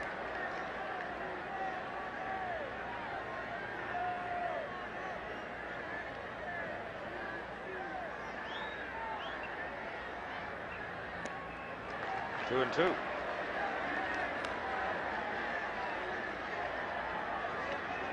Dodger bullpen is active again. If the Dodgers win this game, as appears certain, it'll be only the 2nd time in history a team has lost the first 2 and come back to win 4 in a row. The Yankees did it against these Dodgers in '78. Howes the left-hander, and Welch the right-hander. Welch didn't get anybody out in the start that he made. He is a hard throwing right-hander. 3 and 2 now to Cerrone. Rodriguez on first. Foul.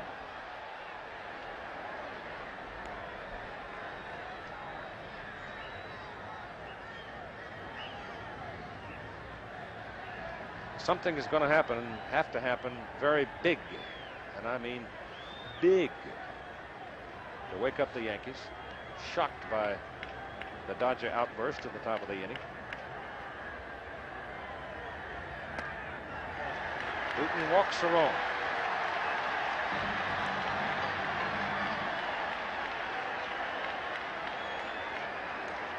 The shortstop, Bert Hooten has now thrown 100 pitches. You have 1 out and 2 on in the bottom of the 6th inning.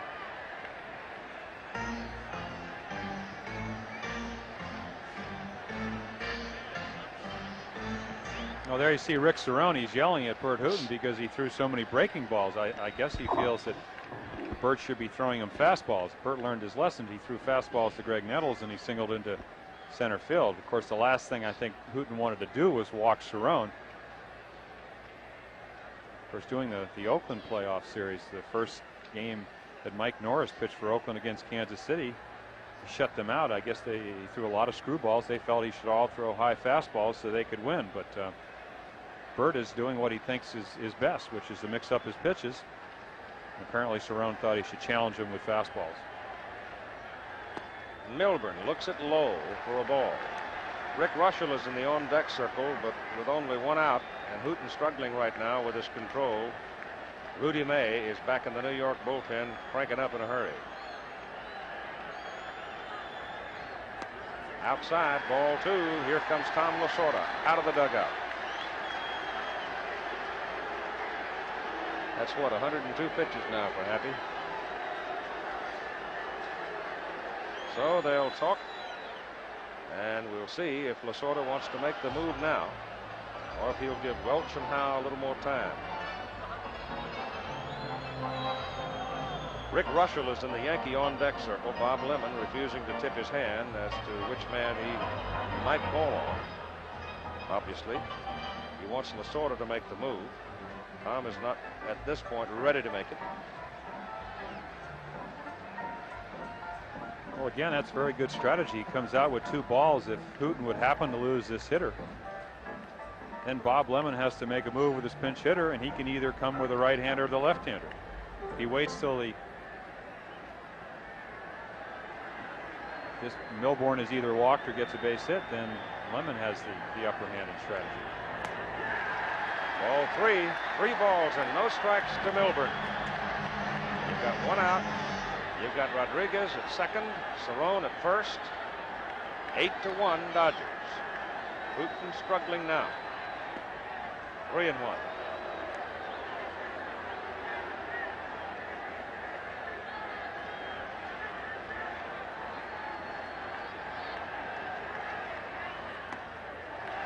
Walked him. The bases are loaded.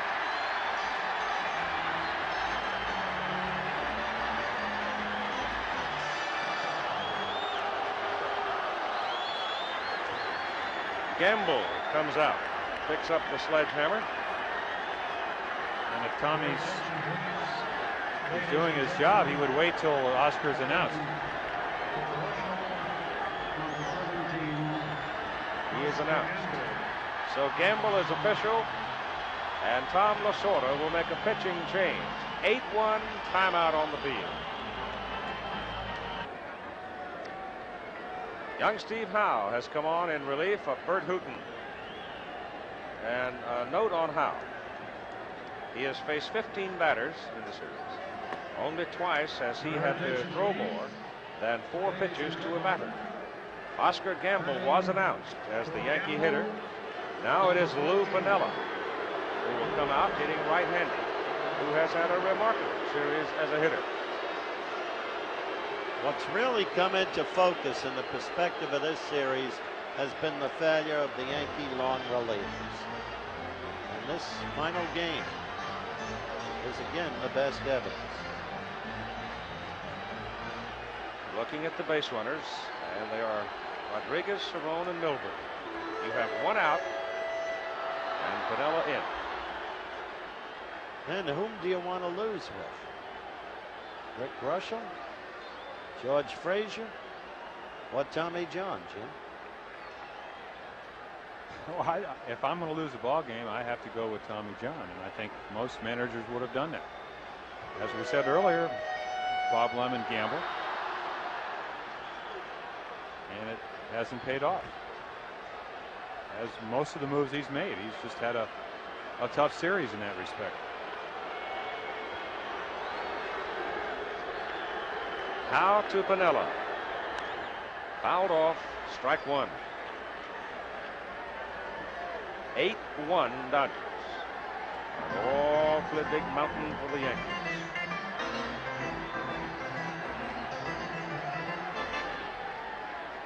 Piniella turned and yelled something into the Dodger dugout.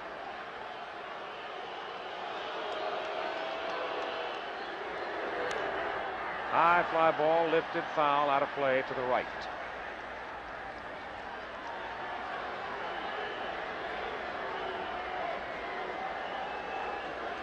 You can see he has, as I said, had a most productive postseason.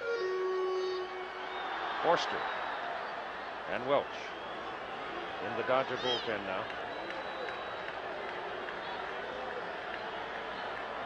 Two strikes on Lou Piniella.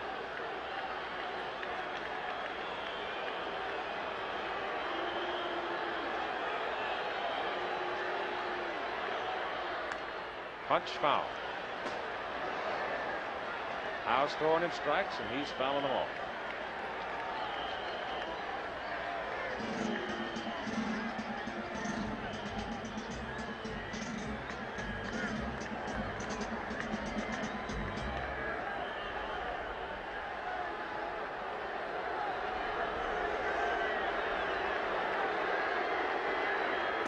Inside.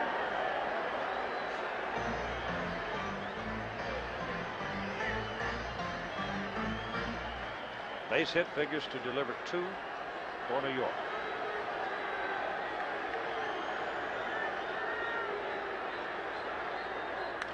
Up the middle, base hit.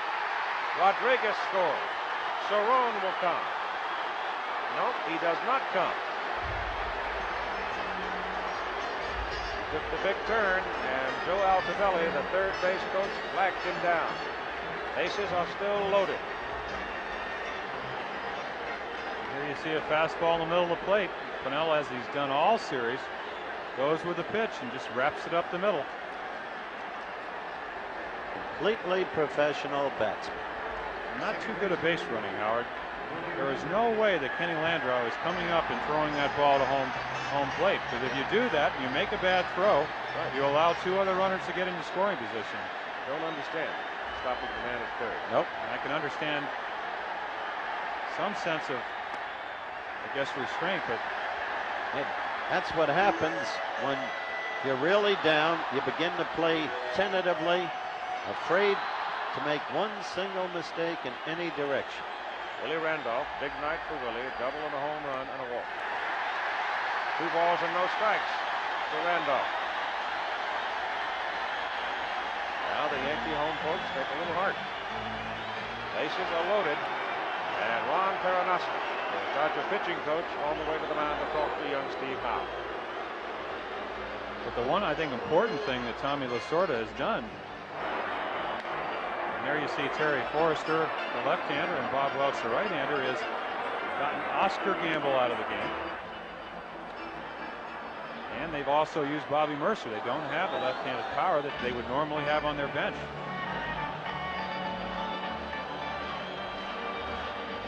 We still have 1 out, a run in, bases loaded.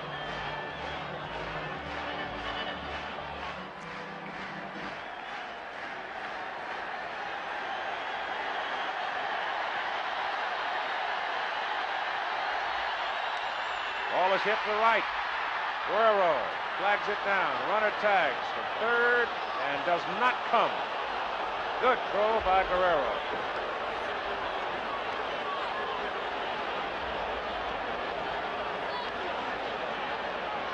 That's 2 out. I think Lou is a little upset because the man didn't come from third.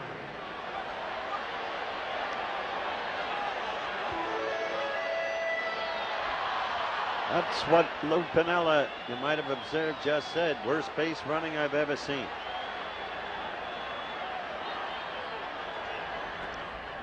Humphrey hitting from the right side takes ball 1. Well, if there ever was a statistic kept for the worst base running in 4 consecutive games, I think the Yankees would qualify. They just have not played the way they played most of the season. I know playing against them, they wouldn't have finished the first half if they played like this. Inside corner for a strike.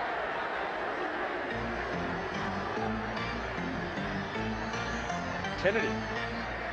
Very tentative.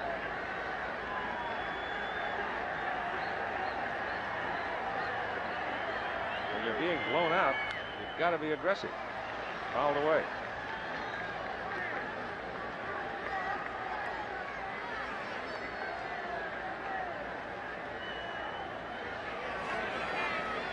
Cynthia now.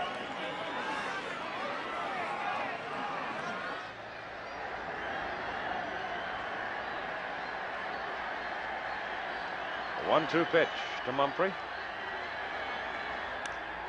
Loop to right. Guerrero makes the catch.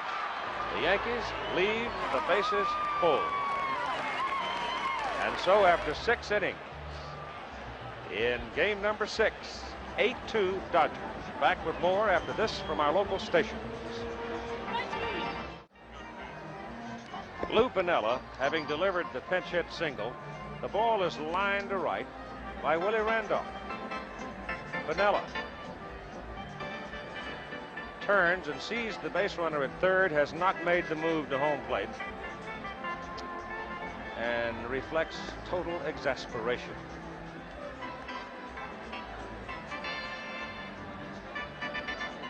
Rudy May now comes on to pitch for New York, and he is the 5th pitcher in the ball game.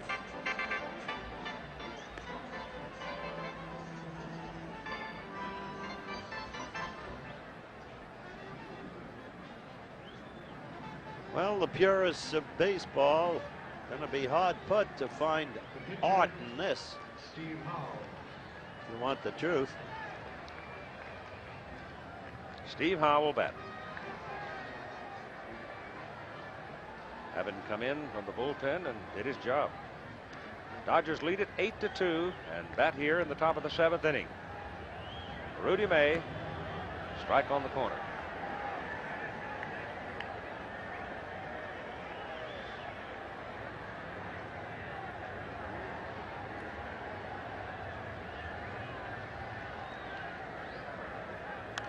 Fouled away, and it's 2 strikes on the Dodger pitcher, Steve Howe. Then it'll be the top of the order, Lopes and Russell.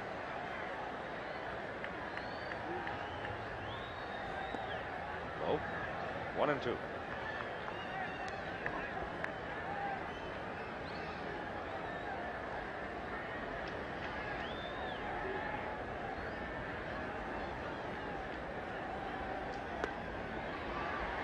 Steve's gone. Strike out for May. 1 out, and Lopes will come. The Dodgers in the 5-game series against Houston, down 0-2 to win 3 in a row at home. Back to the wall. Monday hits a home run on a cold day in Montreal over the center field fence in the League Championship Series. Hooten, the MVP in the League Championship Series. They come to New York. They lose 2. Now they are on the verge of winning their first World Championship since 1965.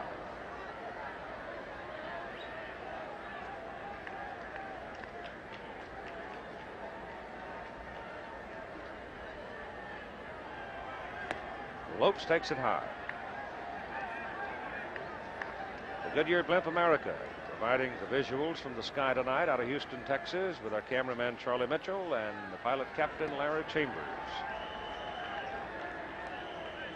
Good looking fella from Spring, Texas.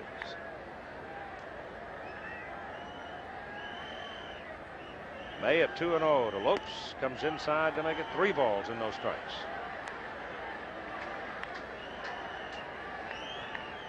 The middle relievers, as Howard said, may well have been New York's Achilles heel.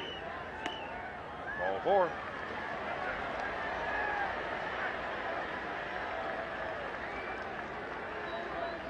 Certainly a soft underbelly. The shortstop, Bill Going to be Russell. very hard to pick the MVP in this series. Always presuming the Dodgers win it, which seems so apparent now, especially after the Yankee debacle in the last inning. That base running. Guerrero's got to be considered with 7 RBIs. Say's got to be considered at 6 RBIs. Came back from a beating. Yeager's got to be considered. And on the basis of overall consistency, Garvey's got to be considered.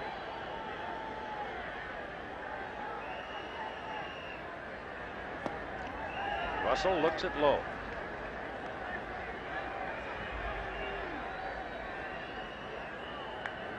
I'll tell you one thing, there will be some dancing in Los Angeles if the Dodgers do win this. They are certainly sitting on a, they've got their foot in the door and the cork about to pop in the clubhouse.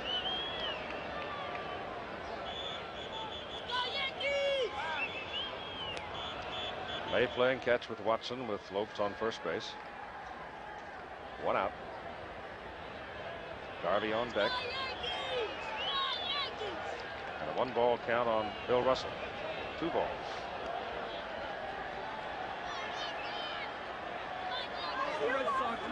Marlo Thomas. Must be a Dodger fan. You can be sure of that. How do you know? Because I know she is. So's Danny. Or Daddy. Pitches high and tight to make it 3 balls and no strikes.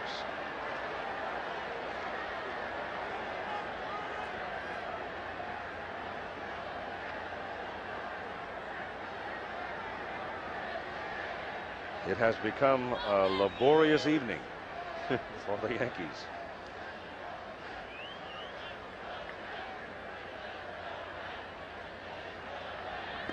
There's a strike.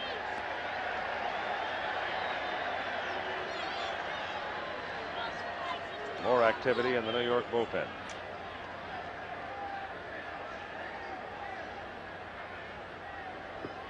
Runner goes. Ball hit to Milburn. Lopes in at second base. On the hit and run, they throw out Russell at first. 2 out. Davey at the turn for Steve Garvey. Well, I think any pitcher will tell you, you come in long relief and you're behind 8-2, it's hard to concentrate. We saw Bert Hooton go out there in the 6th inning with a 8-1 lead, had his control problems, a little bit difficulty in concentrating.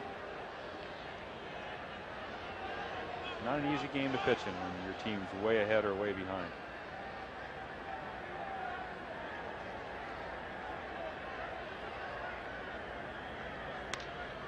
High in the air to center. Humphrey. Inning is over. In the middle of the 7th, Los Angeles 8, New York 2. Now it'll be Dave Winfield, Reggie Jackson, and Bob Watson for New York, trailing by 6 and hitting in the bottom of the 7th against Steve Howe.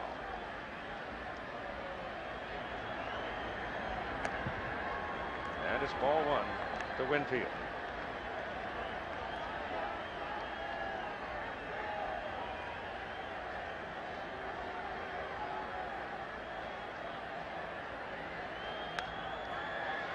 Out of play.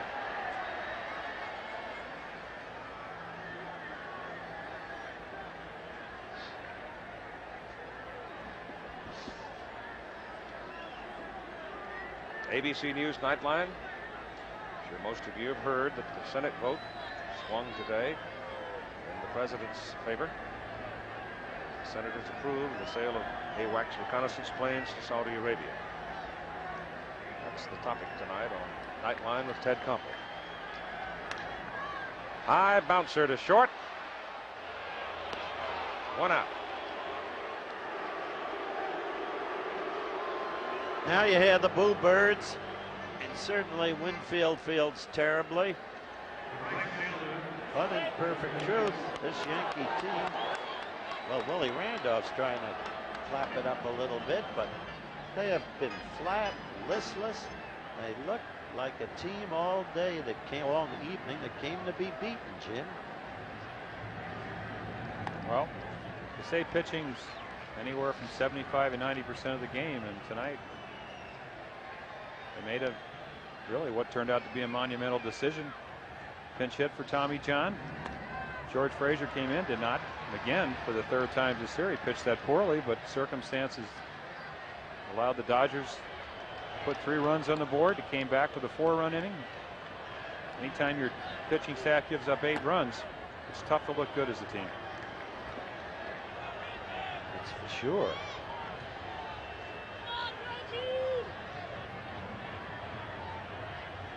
Howe has Jackson at 1 and 2.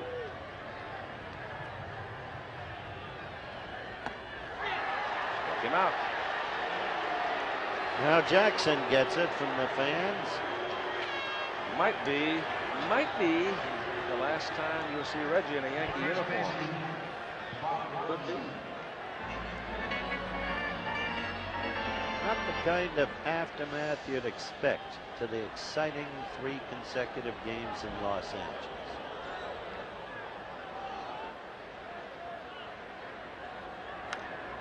Bob Watson fouls it away. Well, I'll tell you, you get into a street fight with these Dodgers with the speed they have and the power they have.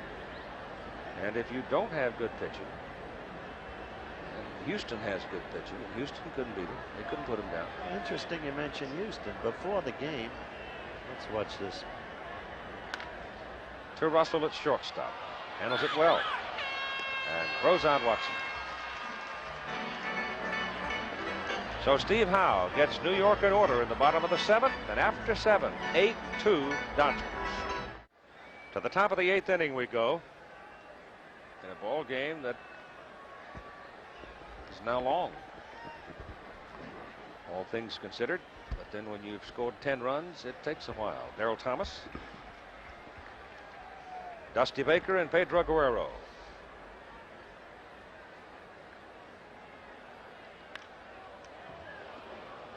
Randolph, 1 out.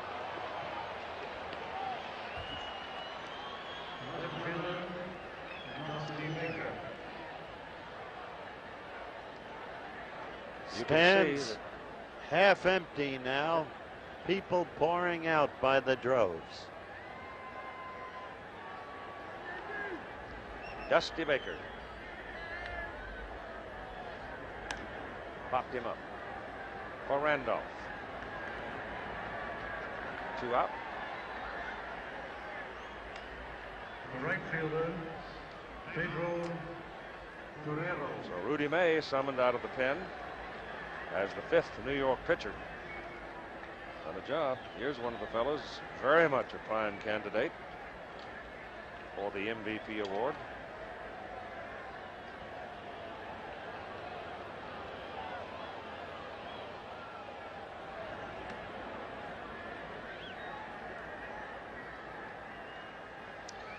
Bit slow to get started, but once he got his engine running, he's been tough.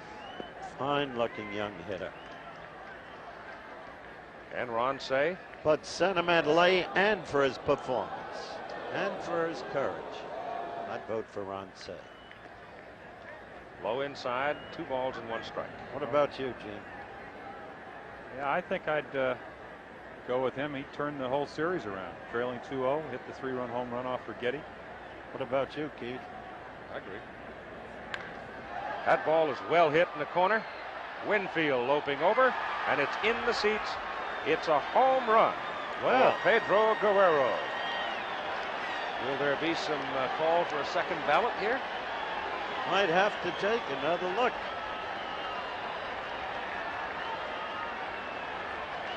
Clutch home run to tie the game Sunday. Tremendous day today. 5 runs batted in. And you see him hit a curveball. It was well hit. So the Dodger right-handed power did find the seats in Yankee Stadium tonight, didn't it? Also, Guerrero's triple found the wall at 430. Pitch to Landreau. I didn't see Dave back at the fence leaping for that one, which is not meant by way of criticism.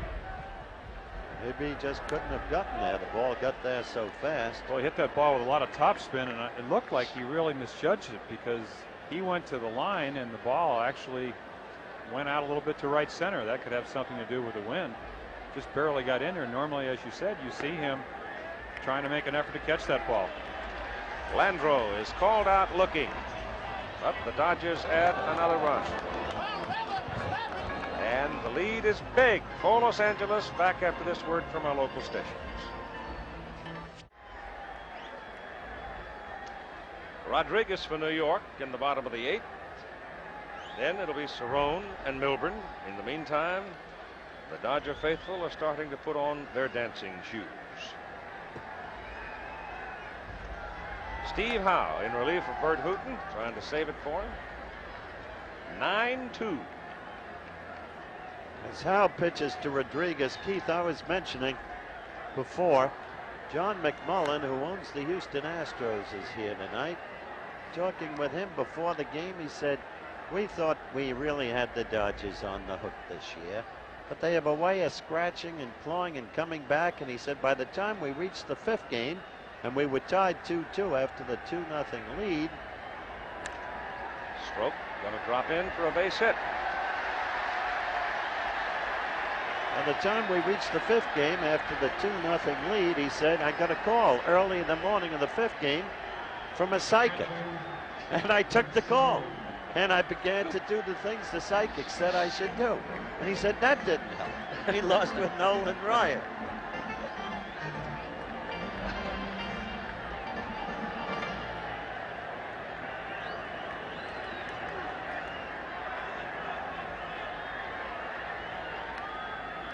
That's foul back by Cerrone. Pedro Guerrero has stepped into some pretty fancy company in World Series history with his 5 runs batted in this game.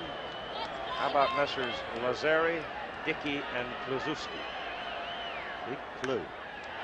Ball is hit in the air to right center field and caught by Guerrero. I changed my vote. It's Guerrero. He's just playing brilliantly.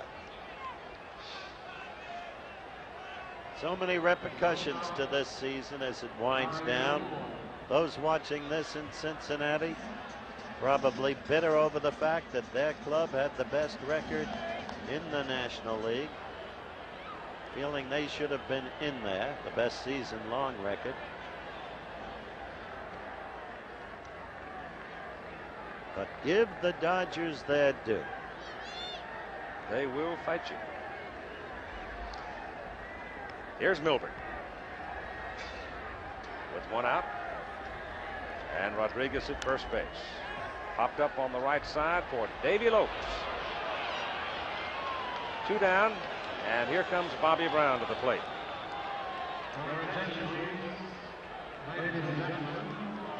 That young man won't have a happy memory of this series.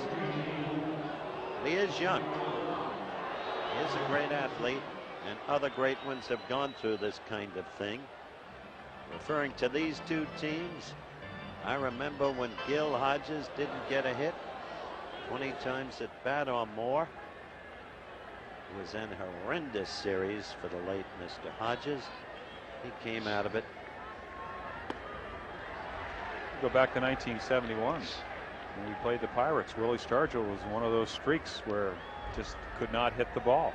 And you go back to 1979, and who was the dominant player of that World Series? Willie Stargell. Willie Stargell, very good analogy. We had Clay Dalrymple in '71 as one of our catchers, and he said when Stargell gets in one of those, I guess, slumps, he just doesn't pick up the ball. Dave pitched Winfield well. He's helped him out by being very impatient, but I'm sure he'll have another chance sometime. Brown swinging a miss for 1-2 count. 2 out, and Rodriguez on first. Steve Howe pitching for Los Angeles in relief of Bert Hooton. Bert went 5 1/3.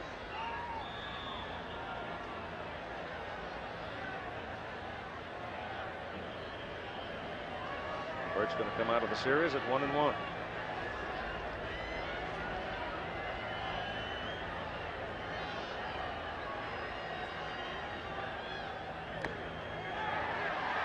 Foul tip held by Yeager. Brown is gone. Yankees are out at the end of 8 innings of play. The score is the Los Angeles Dodgers 9, the New York Yankees 2. Dave LaRoche in warming up for New York. Scoring summary goes this way. Back to the third. Randolph a home run. 1-0 New York. Fourth inning. Baker single. Monday 2-out single. Yeager an RBI single. Tied it at 1. Then into the fifth inning. The rundown on it there is New York made it a 4-1 ball game. And Guerrero's 2-run triple, the big blow. In the sixth inning, the Dodgers pretty much put it away, running it out to 8-1. And then Guerrero's home run makes it 9-2 as the Yankees got their second run in the sixth inning. And then some very tentative base running denied them an obvious opportunity to at least have 3 runs on the board. But we are at 9-2, and here we go in the top of the ninth. Dave LaRoche, one of 2 New York players not used prior to tonight in the World Series, the other being Dave Reverie.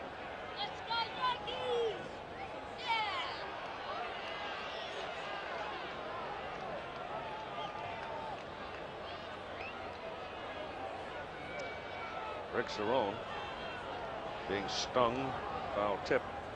There were a total of 47 players used in the first 5 games of the World Series, 50 eligible.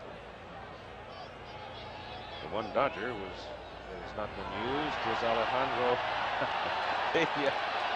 Oh, there's the blooper from LaRoche. Might as well add that. Yeah. Trying to get a laugh out of it.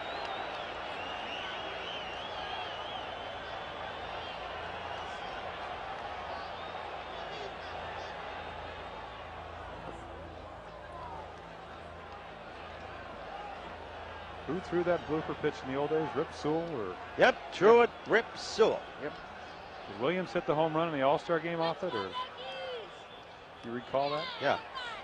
Yeager fouls it away. Ted belted it. I think it was in Tiger Stadium in '41, I believe. He had a tremendous All-Star.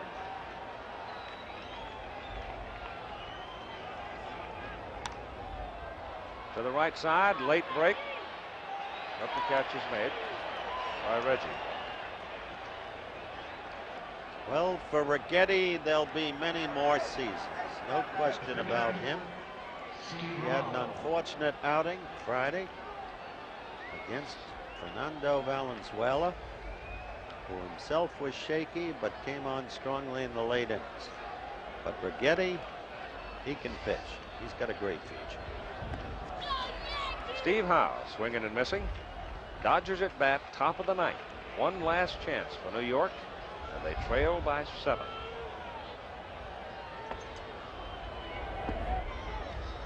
Two strikes.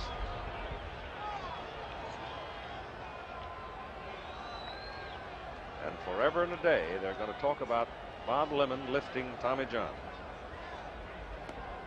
after 4 innings in a 1-1 ball game.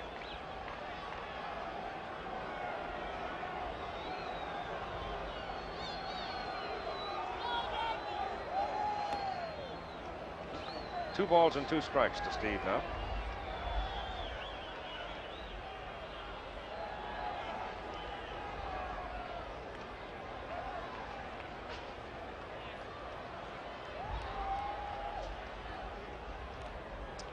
Foul back. Especially painful for Bob Lemon. Hi there. Must be the open disagreement and dismay of John at being removed. Howe strikes out. That's 2 down. There is Bob. The second baseman, Davey Lopes. Now Dave Lopes with the crowd. Majority of them gone. We had at one time 56,513 in the ballpark.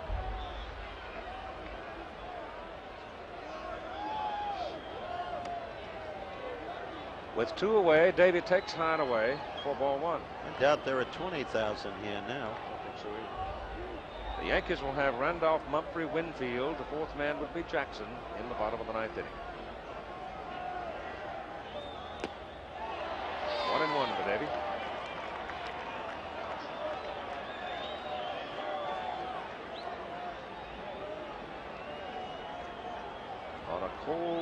night on the edge of winter in the Bronx of New York. The Dodgers have battered the Yankees. Lopes pops it up, out of play on the right side.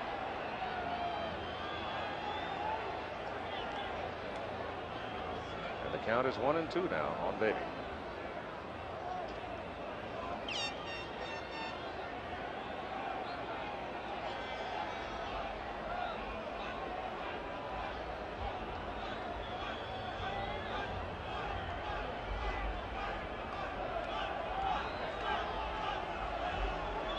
The blooper.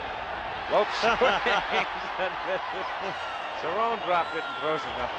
Well, He couldn't resist it, could he? yeah. At the very end, LaRoche put his act together, and he's taken it on the road.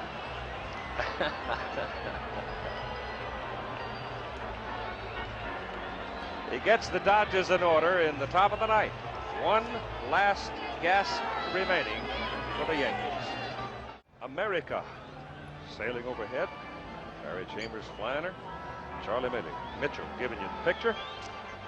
And here we'll go as young Steve Howe is going to try to set the Yankees down, and then the Dodgers are going to have, how shall I say this, a heck of a bargain. Well, I don't think Tommy, excuse me, Lasorda can eat too much. I had lunch with him today, and he had a Frankfurter omelet. And I don't think it's set. Omelet? Yeah, I never heard of it before. Just warm Chewed it it up. up, and I don't think it's set too well. Undoubtedly a Dodger His dog. digestive system.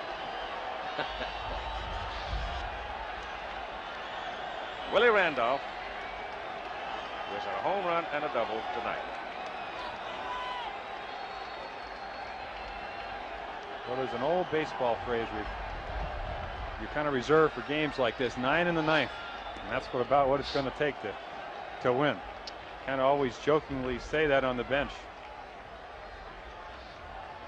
but it's happened before. Well, it's a left-hander and a right-hander in the Los Angeles bullpen. I would imagine that's Messrs. Forster and Welch.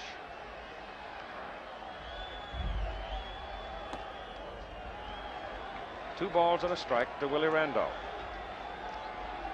See the information there on Willie. He's put his name in the World Series record book.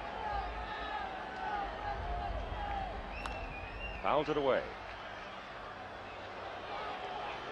And the few who remain up in the upper decks scuffle for a souvenir. Cynthia Ann Howe wed just over a year to the young man out on the mound, a man from Michigan. Pitch is outside, 3 balls and 2 strikes. Speaking of Michigan, an old, good, and long-time friend left us, Bob Uford, so many years. The radio voice of the Michigan Wolverines. Michigan, Michigan, Michigan. How much fun he was. We'll all miss him. Randolph has certainly gotten on, Keith. The center fielder, Jerry Mumphrey. Breaks the record of the Babe. 9 walks. Meantime, Peter O'Malley has just reserved Chasen's for the celebration party. They drew over $2 million in a short season. There's a strike to Mumphrey. And Jim Palmer's rooting for 9 in the ninth. If there had not been a strike, I don't think there's any question the Dodgers would have gone over $3 million again in attendance. Might have broken their own record. Not only that, they have the oil rights under the land. Yeah. I know you New Yorkers still chafe some at Walter's decision. However, those of us in the West have enjoyed them, and he did make a heck of a deal.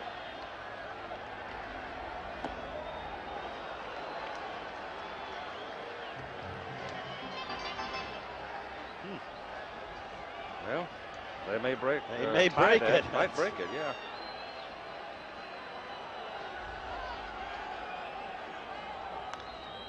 Fouled out of play.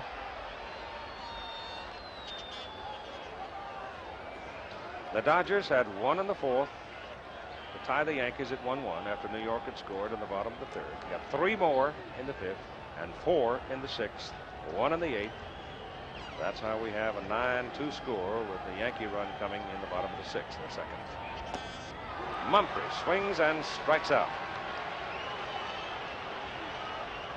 Bob Uecker will be in the Dodger clubhouse, and undoubtedly when he comes to get in the car, he's going to be sopping wet.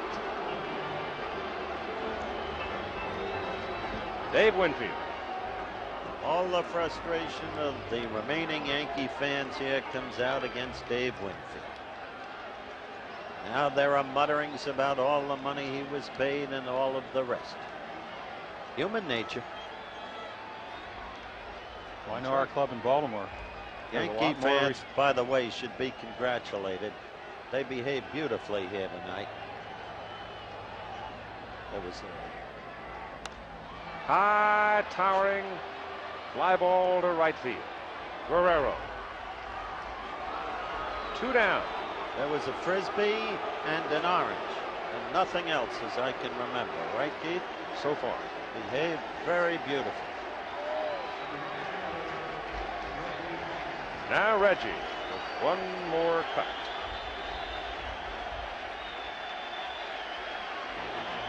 Fans are chanting Reggie. Those relative few are still here, perhaps remembering all the heroics and sensing that, look at them, that this is the last time, or could be.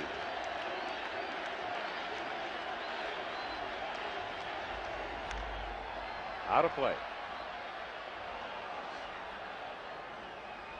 And Reggie, with an instinct, a flair for the dramatic, undoubtedly aware of the very same possibility.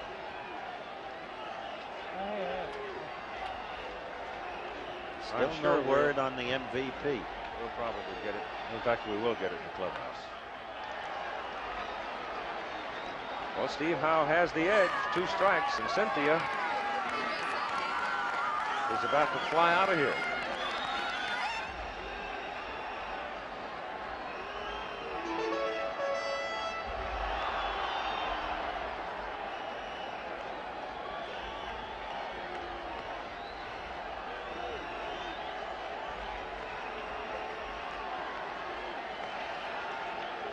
Two-strike pitch to Jackson. 1-2. Rick Cerrone, as we pan down the Yankee bench, Ron Davis, Dave Righetti, Charlie Lau just walked by, Barry Foote with the mustache, the big brush mustache. Foul tip, bangs off Yeager's face mask.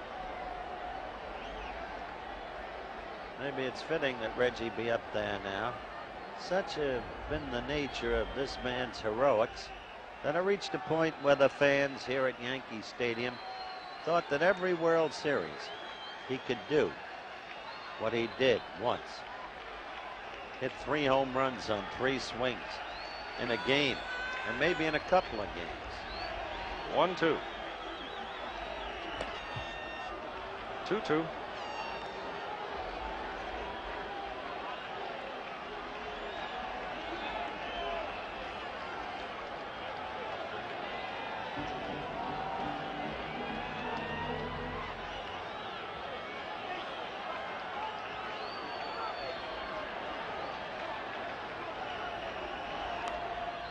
Fouled away.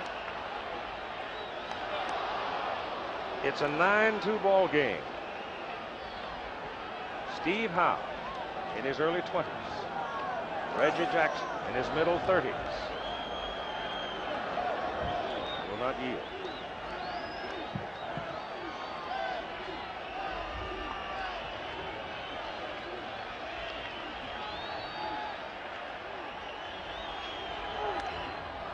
Foul to the right, out of play. 5 years he's been a Yankee. Years of turbulence, squabbles with Martin, squabbles with the owner, George Steinbrenner, but somehow always with the capacity to come through.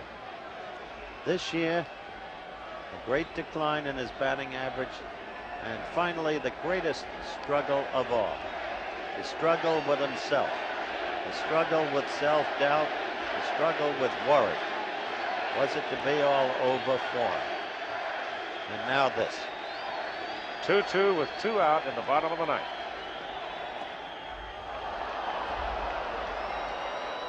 Well, they're stretching the string as tight as they can in the final moment.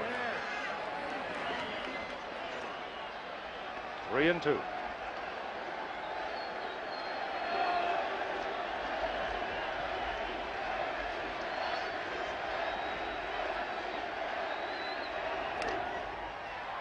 Lopes over, boots it, picks it up, safe. And Reggie hobbling, limping. That calf muscle problem that disabled him, apparently rearing its head again. But he gave it all he had going down that baseline. See Randolph scooting by there with 2 out. Willie is on second base now. Reggie is on first base. And that's when he did it. That last long stride. Davy Lopes apparently has got some dust or something in his eye because he's going down trying to dig the ball out. You can see the dirt flying around.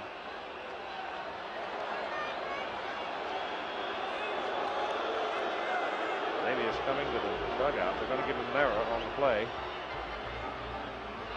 Did he hurt himself?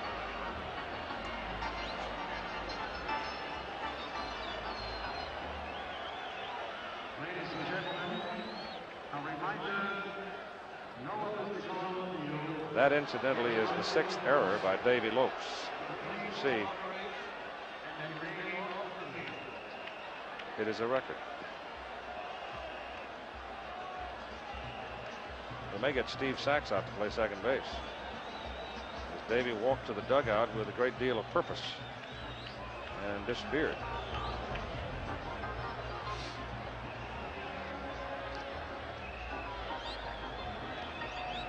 However, he will be part of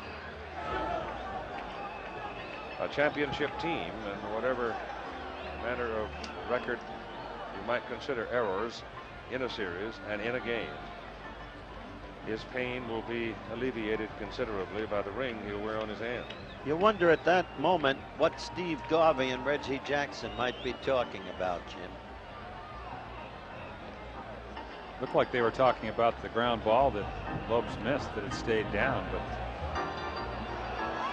no, yeah, knowing Reggie could be Davey anything. comes back now. Lopes is back out of the dugout. I think he had a face full of dirt.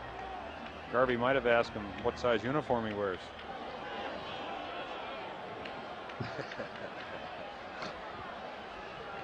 Dodgers, eh? I doubt it. I don't know about that. They're still smarting over the Gold Stenhouse deal. That they are. Bob Watson with 2 on in a 9-2 ball game with 2 out at the bottom of the 9th inning, and Steve Howe throws it high.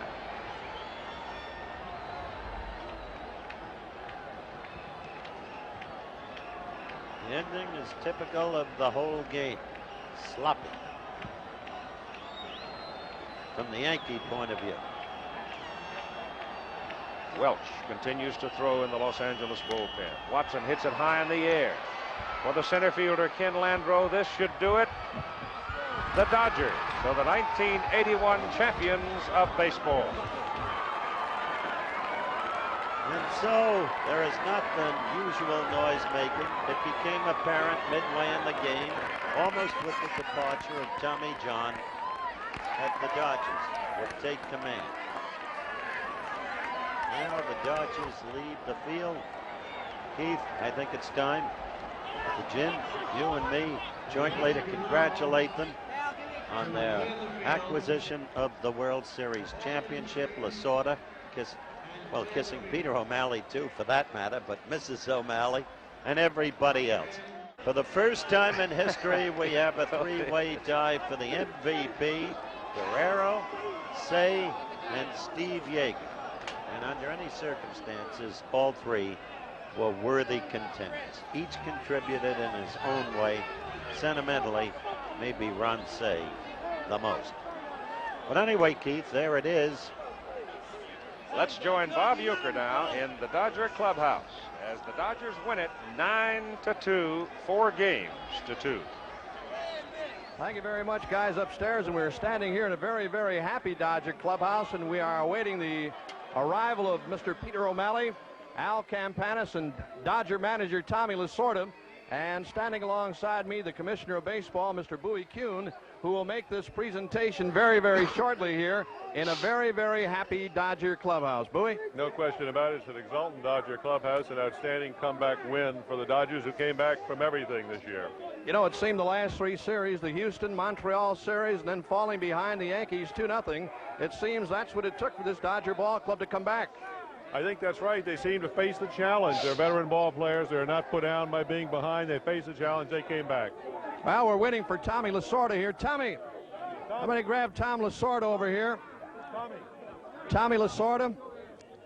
Congratulations, Skipper. Nice going, kid. Tommy Lasorda. We're waiting for Peter O'Malley, the president of the Los Angeles Dodgers, along with Al Campanis, the vice president of player personnel, making their way into the Dodger clubhouse here. A very, very happy Dodger clubhouse, as you can well imagine. And Tommy, we talked just a moment ago about the fact that it seemed that the Dodgers had to be 2 down before they could come back and regroup. It's a great victory. This is something that has escaped us for a long time, and we wanted that championship so bad. We wanted to bring it back for Peter and his sister Terry. Those are the people that have been great to us. Al Campanis. I want to thank all the Dodgers, all the Dodger organization, everyone who played such a vital role in this victory. What a tremendous win. Hang on just a second here, Tommy. We have Mr. Peter O'Malley coming up here, the president of the Los Angeles Dodgers Baseball Club. Peter, come on up here. You got to come up here. You might as well jump in here right away. And where's Al Campanis? You got to get up here. You might as well jump in here. And we got to make the presentation here, Mr. Commissioner. Here's Al Campanis. How you doing? Come on up here. And the Commissioner of Baseball, now with the presentation of the World Championship Trophy. We get Tommy Lasorda back up here again. Tom, come on back up here. And the presentation now, Mr. Kuhn, if you want to go ahead here and wrap it on right now. All right, to Peter O'Malley, to Al Campanis, and to this great skipper, Tommy Lasorda, I am very proud to present you the trophy, standing right here.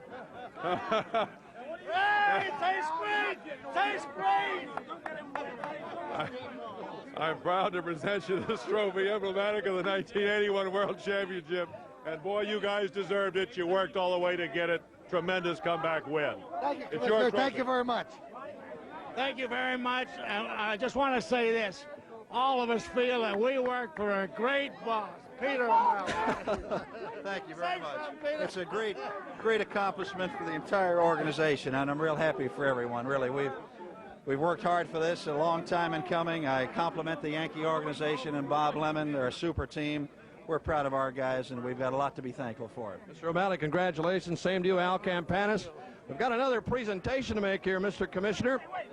The Most Valuable Player Award for the first time in the 27-year history. First year in the 27-year history of the Most Valuable Player Award, the Major League Baseball Sport Magazine Most Valuable Player Award.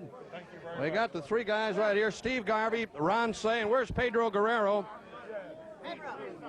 Pedro Guerrero right here. Here they are, Commissioner, and again, I'll turn it back over to you. Okay, we have something we've never had before. We have 3 winners of the Most Valuable Player Award, and I think it's very fitting for the great teamwork of the Dodgers that the Sport Magazine and Major League Baseball award to the most valuable players should go to 3 men. Pedro Guerrero, Ron Say, and Steve Garvey.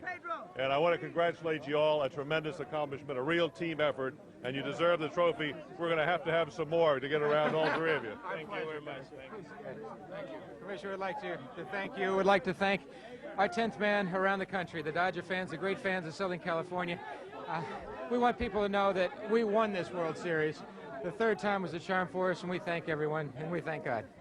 Ron Sake, step up here, Ron. I think, you surprised everybody by coming back to play tonight. And I got to ask you, when you made the decision to play, you were originally in the starting lineup, but when did you finally decide to play? Well, Bob, I came to the park telling them that everything I had done preliminarily had turned out all right. I told Tommy to put me in the lineup. If I couldn't make it, I'd tell him. I had to go through the entire workout, have everything worked out before I was going to make that decision, and I'm just glad that it worked out. I got a little dizzy running around the bases at one inning where we broke it open to 4-1, and the lightheadedness wouldn't go away for me, so I decided it probably time to take a bow. So it's just great. I can't tell you what this means to all of us. And we get Steve Yeager here. Where is he? Here he is, right here. Steve Yeager, a man who had an outstanding World Series, Steve, and I know you're very, very happy. I know you're proud of me because old catchers stick together, right? I tell you, I'm very excited. It's been a great pleasure for me to play and be a part of this ball club all year long, and not playing very much. And young Mike Stokes are doing most of the catching, and I get a chance to play in a World Series, and we win. And I tell you, I feel like I'm up here. It's going to be a long night ahead of me. Congratulations, Steve. Now let's go to Jim Lampley and Lou Piniella. Thanks very much, Bob. Obviously, the atmosphere in this dressing room is quite different, quiet, but not completely mournful, professional, as you would expect from people with the experience that these guys have.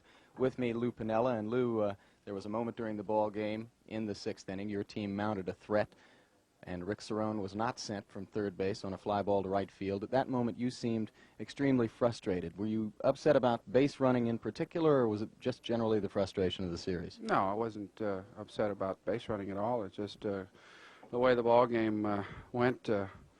We were blown out. We really didn't expect that. And it was more frustration than anything else. But I'd like to congratulate the Dodgers. They've been together as a unit for a long time.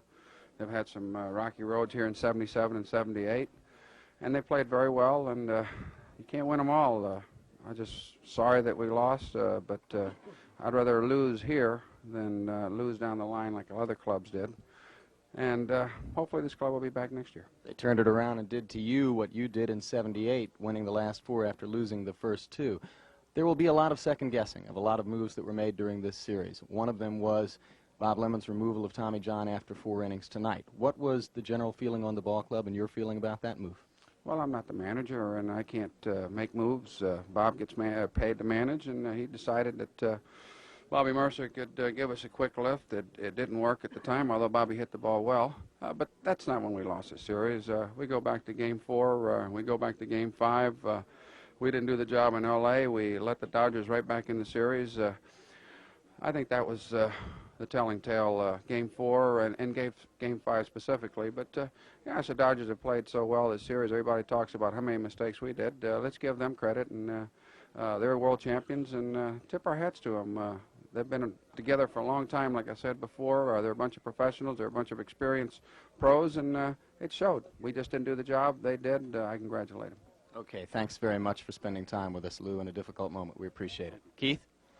All right, Jim, thank you very much. The final score tonight, the Los Angeles Dodgers 9, New York Yankees 2. The Dodgers are the world champions of baseball for 1981.